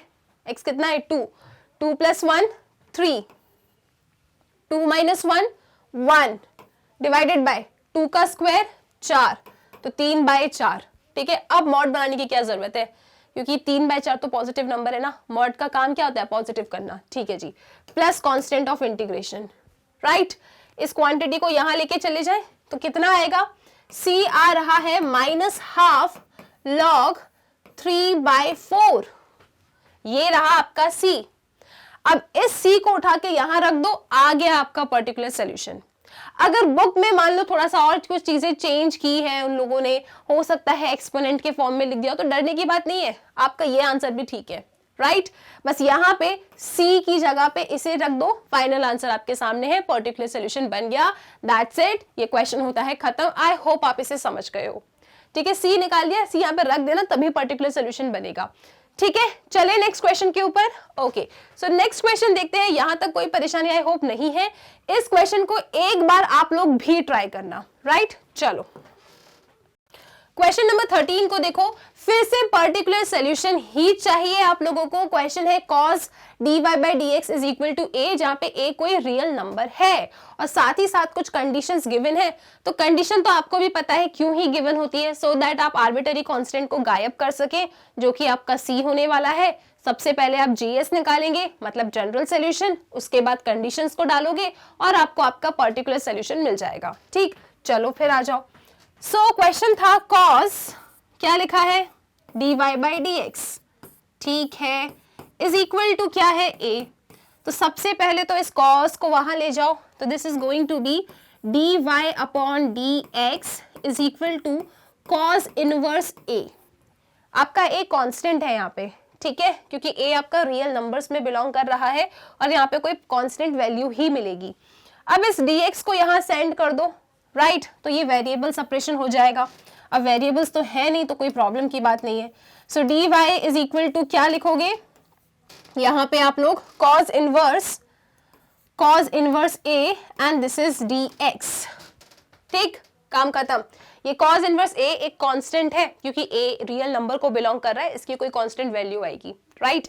dx को हमने यहाँ शिफ्ट किया, वेरिएबल सेपरेट हो चुके हैं, कोई y नहीं है, कोई x नहीं है, तो कोई प्रॉब्लम की बात ही नहीं है। आप तो बस इंटीग्रेट करो अब, ठीक है। 1 इंटू डी वाई, इसका इंटीग्रेशन क्या होगा, y होगा, ये भी आप लोग जानते हो, this is going to be y। और इसका इंटीग्रेशन क्या होगा, cos इनवर्स a का। यहाँ पे इंटीग्रेशन बाय पार्ट्स मत लगाना, ये कांस्टेंट है, ओके। तो कांस्टेंट तो आपका बाहर आ जाएगा, cos इनवर्स a, और फिर 1 dx का आप इंटीग्रेशन करेंगे। Integration of 1 with respect to x कर रहे हो तो क्या आएगा, x आएगा। तो क्या लिखोगे, x cos inverse a and of course the constant of integration c। ये क्या आ गया, ये जनरल सॉल्यूशन आ गया, ओके। लेकिन हमें क्या चाहिए, हमें तो पर्टिकुलर सॉल्यूशन चाहिए। तो ठीक है, अभी बता देते हैं आपको। सो पर्टिकुलर सॉल्यूशन अगर आपको चाहिए तो जनरल सॉल्यूशन में आप x एंड y की वैल्यू रखो, c गायब कर दो, ठीक है। आर्बिटरी कांस्टेंट कौन है आपका, c आर्बिटरी कांस्टेंट है, राइट। सो x को रखना है 0, कब, जब y आपका 1 हो, मतलब y आपका 1 कब है, जब x आपका 0 है। हमें क्या करना है, हमें तो सब्स्टिट्यूट करना है। चलो आ जाओ सब्स्टिट्यूट करते हैं। सो y की जगह पे रखा 1, x की जगह पे रखा 0, 0 इंटू समथिंग हमेशा 0 ही देता है, तो 0 प्लस c, तो c कितना आ गया, 1 आ गया, ठीक है। c की वैल्यू कितनी आ गई, 1 आ गई। अब c की वैल्यू 1 यहाँ रखो, आंसर खत्म, ओके, आंसर हो जाएगा खत्म। तो answer is going to be y is equal to क्या लिखा है, x cos inverse a plus 1। चाहो तो यही रुक जाओ, ये भी आंसर है, कोई गलत कर ही नहीं सकता आपके इस आंसर को। लेकिन अगर बुक से मैच करवाना है तो थोड़ी सी मेहनत कर लो, क्या, इस 1 को यहाँ शिफ्ट कर दो, ठीक है। तो जब शिफ्ट करोगे तो मैं आप लोगों के लिए लिख देती हूँ, वैसे ये भी आंसर बिल्कुल सही है, कोई प्रॉब्लम वाली बात नहीं है, ठीक है। आपकी मर्जी, आप कहाँ रुक रहे हो। So y minus 1 divided by x is equal to cos inverse alpha नहीं सॉरी a, पहले आप इसे शिफ्ट करोगे y minus a, y minus 1, x नीचे गया, ठीक है। अब एक काम करो, इस cos को भी यहाँ सेंड कर दो, तो cos इनवर्स था, जब इज इक्वल टू किस साइड जाएगा तो cos हो जाएगा। लेकिन अगर मैथमेटिकली बोला जाए तो क्या होता है, दोनों साइड cos ले लिया जाता है, ठीक है। So this is going to be cos, क्या लिखोगे, y minus 1 by x is equal to a, और ये रहा आपके बुक जैसा आंसर। यहां भी रुकते कोई प्रॉब्लम नहीं है, क्वेश्चन में कोई दिक्कत तो नहीं। ये a आपका कांस्टेंट था, आर्बिटरी नहीं था, ठीक है। हमने पहले इसे शिफ्ट किया, फिर dx को यहां शिफ्ट किया, इंटीग्रेशन किया, 2 सेकंड में हमारे पास क्या आ गया, 2 सेकंड में हमारे पास जनरल सॉल्यूशन आ गया। लेकिन हमें क्या चाहिए था, पर्टिकुलर सॉल्यूशन। कंडीशंस को डाला यहाँ पे, c की वैल्यू निकाली, आंसर आ गया, दैट्स इट, काम खत्म, ओके। आगे चले नेक्स्ट क्वेश्चन पे, आ जाओ। नेक्स्ट क्वेश्चन देखते हैं यहाँ पर, एक और क्वेश्चन देखते हैं, क्वेश्चन नंबर 14। यहाँ पे भी आपको पर्टिकुलर सॉल्यूशन ही निकालना है। डिफरेंशियल इक्वेशन आपके सामने है, कंडीशंस भी आपके सामने गिवन है, और अब तक तो आपको ये चीज ना बहुत अच्छे से क्लियर हो चुकी है कि सबसे पहले जनरल सॉल्यूशन, फिर आएगा पर्टिकुलर सोल्यूशन, कैसे? कंडीशंस को डाल के, राइट? तो सबसे पहले तो जनरल सोल्यूशन निकालने के लिए क्या करोगे? वेरिएबल को सेपरेट करोगे। तो चलो ठीक है, करते हैं वेरिएबल को सेपरेट। सो डिफरेंशियल इक्वेशन है dy by dx is equal to y 10x। x वाले टर्म्स एक तरफ, y वाले टर्म्स एक तरफ, ये y आ जाएगा dy के नीचे। So dy upon y is equal to, यहां क्या लिखा है? 10x, और ये dx गया आपका वहां पे। ओके, देखो वेरिएबल सेपरेट हो गया, पहला स्टेप डन है, राइट? y यहाँ पे, dx यहाँ पे। एक बार जब वेरिएबल सेपरेट कर देते हो, उसके बाद क्या करते हो? इंटीग्रेट। तो दोनों साइड बना दो इंटीग्रेशन के साइन को। ओके, 1 अपॉन y का इंटीग्रेशन क्या होगा? Log mod y। तो चलो आओ यहाँ पे, क्या बनाओगे? Log mod y is equal to 10x का इंटीग्रेशन, एक नहीं दो फॉर्मूलेज है, कोई भी एक लगा दो। तो लगा देते हैं log mod sec x। Okay, यहां तक सब ठीक है, plus constant of integration that is c। अब क्या किया जाए? अब एक काम करो, ये क्या आ गया आपके पास? जनरल सोल्यूशन आ गया। क्या चाहिए? पर्टिकुलर सोल्यूशन चाहिए, मतलब इस c की वैल्यू को यहां से गायब करना है, राइट? तो कैसे कर सकते हैं? ये जो कंडीशन गिवन है ना, इस कंडीशन को इसमें डालो, c की वैल्यू निकालो, दोबारा घूम के यही आ जाना और c की वैल्यू डाल देना। लेकिन उससे पहले मैं ये सोच रही हूँ, क्यों ना इस जनरल सोल्यूशन को थोड़ा सा और अच्छा बना दें। कैसे? देखो, इस c को मत लो आप, यहाँ पे कांस्टेंट ना आपके हाथ में है, जो भी कांस्टेंट ऑफ इंटीग्रेशन लगाते हो ना, वो आपके हाथ में है। जब मैंने सोचा यार यहाँ पे लॉग है, यहाँ पे लॉग है, तो मैं क्यों c लगाऊं कांस्टेंट ऑफ इंटीग्रेशन, क्यों ना लॉग c लगा दिया जाए, राइट? और अच्छा बोले जाए तो लॉग मॉड c लगा दो, बात तो एक ही है, कांस्टेंट है, ठीक है? लॉग मॉड c लगा दिया सपोज। अब log m plus log n कर दो, है ना? log m plus log n की प्रॉपर्टी लगाओ, क्या होती है? जस्ट अभी डिस्कस किया था, log m n, तो log c sec x, हो गया काम खत्म, ठीक है? और यहां क्या लिखा था? यहां लिखा था log mod y। दोनों तरफ लॉग है, एंटी लॉग ले लो, राइट? और दोनों तरफ मॉड है, चले जाएंगे, ठीक? दोनों तरफ लॉग है, एंटी लॉग ले लो, या फिर मन में कहो कि वो चले गए, लेकिन यहाँ पे कट करके दिखा मत देना, गलत हो जाएगा, right? So this is mod y is equal to c sec x। ये भी मॉड में था, दोनों तरफ मॉड है, उसे भी हटा दो, क्या जा रहा है? So this is going to be y is equal to c sec x and equation number 1। ये है आपका प्यारा सा छोटा सा जनरल सोल्यूशन। लेकिन ये तो चाहिए ही नहीं, क्या चाहिए? पर्टिकुलर सोल्यूशन चाहिए। तो पर्टिकुलर सोल्यूशन चाहने के लिए आपको सबसे पहले तो इस c को यहाँ से गायब करना होगा, क्योंकि ये एक आर्बिटरी कांस्टेंट है, ये सबसे बड़ी मुसीबत है यहाँ पे। ओके, तो इसे गायब करोगे इन दोनों की हेल्प से। इसी इक्वेशन में x को रखो 0, y को रखो 1 और पता करो आपका c कितना आ रहा है। तो x 0 y 1, तो 1 is equal to c। sec 0 क्या होता है? sec 0 1 होता है, तो c की वैल्यू कितनी आ गई? 1 आ गई। लो, आपको c ऐसे बैठे बैठे ही मिल गया, ठीक है? अब c की जगह पे यहाँ पे 1 रखो, आंसर आपके सामने है। चलो आ जाओ। सो पर्टिकुलर सोल्यूशन मतलब जो फाइनल आंसर आ रहा है आपका वो ये है, y is equal to c कितना? 1 इंटू sec x, यानी कि sec x। ये रहा आपके इस क्वेश्चन का आंसर एंड आई होप आपने से बहुत ही ज्यादा आराम से सॉल्व कर लिया है, ठीक है? सो इसका एक एक क्वेश्चन आप लोगों के लिए बहुत इंपॉर्टेंट है। हमने स्टार्टिंग से डिस्कस किया है, जिस तरीके से क्वेश्चन को सॉल्व करना है पूरा वही सारे प्रोसीजर को अप्लाई किया है और हम बहुत ही ज्यादा आसानी से अपने क्वेश्चन को खत्म कर पाए, ठीक? आई होप इसमें कोई दिक्कत नहीं है, सारे ही क्वेश्चन अपने सॉल्व लगभग कर लिए हैं। ओके, एंड इसके बाद जितने भी आपके बचे क्वेश्चंस हैं प्रोबेबली वो सारे स्टोरी प्रॉब्लम टाइप के हैं, उन्हें हम नेक्स्ट वीडियो में डिस्कस करेंगे, एक साथ सारे खत्म कर देंगे और फिर आपकी 9.4 एक्सरसाइज पूरे तरीके से खत्म हो जाएगी। तो इस एक्सरसाइज में और इस वीडियो में हमने क्या देख लिया, 9.4 एक्सरसाइज के जनरल सोल्यूशन कैसे फाइंड करते हैं एंड पर्टिकुलर सोल्यूशन कैसे फाइंड करते हैं, ठीक है? लॉग कैसे गायब करना है, एंटी लॉग लेना, एक्सपोनेंट लेना, कैसे एक तरफ लॉग है तो उसे जब दूसरी साइड सेंड करते हो तो वो ई टू दी पावर में टर्म बन जाते हैं। छोटी छोटी सी बातें हैं, हो सकता है कुछ नई नई चीजें आप यहाँ पे सीखे हो, तो इनकी बहुत सारी प्रैक्टिस करो, ठीक है। तो प्रैक्टिस करते रहना। और आप लोग क्या जानते हो कि मैग्नेट ब्रेन्स की वेबसाइट है, राइट। इसे आप लोग गूगल पर magnetbrains.com डाल के सर्च कर सकते हो। जब सर्च करेंगे तब एक इस टाइप का पेज ओपन होगा, आप जाएंगे, एक्सप्लोर करेंगे टॉप कोर्सेज को। क्लास 12th के स्टूडेंट्स है, क्लास 12th पे करना है आपको क्लिक। ओके, सो 12th क्लास में आपके जितने भी सब्जेक्ट्स हैं वो सब एक सीक्वेंस वाइज यहाँ पे अरेंज्ड मिल जाएगा। सपोज आप 12th क्लास की मैथ्स एनसीईआरटी वॉल्यूम 2 देखना चाहते हो जो मैं आपको पढ़ा रही हूँ, यहाँ जाना है, वॉच नाउ पे करना है क्लिक, राइट। इसके बाद क्या, इसके बाद एक पेज ओपन होगा, यहाँ पे हम जितने भी चैप्टर्स अपने फिनिश कर चुके हैं, राइट, जैसे इंटीग्रल्स हुआ, एप्लीकेशन ऑफ इंटीग्रल्स, डिफरेंशियल, वो सब एक सीक्वेंस में अरेंज्ड है। तो प्लेलिस्ट की भी कोई प्रॉब्लम नहीं है। आपको जिस भी एक्सरसाइज को गो थ्रू करना है, जिस भी कंसेप्ट को पढ़ना है, बस लिंक पे करो क्लिक, तैयार हो आप पढ़ने के लिए। ओके, सो सब्सक्राइब कीजिए मैग्नेट ब्रेन्स को। वीडियो लेक्चर अगर पसंद आए तो लाइक जरूर करना और अपने दोस्तों के साथ शेयर भी करोगे। क्यों? क्योंकि आप जानते हो नॉलेज शेयर करने से ही बढ़ती है। So till then keep practising and take care.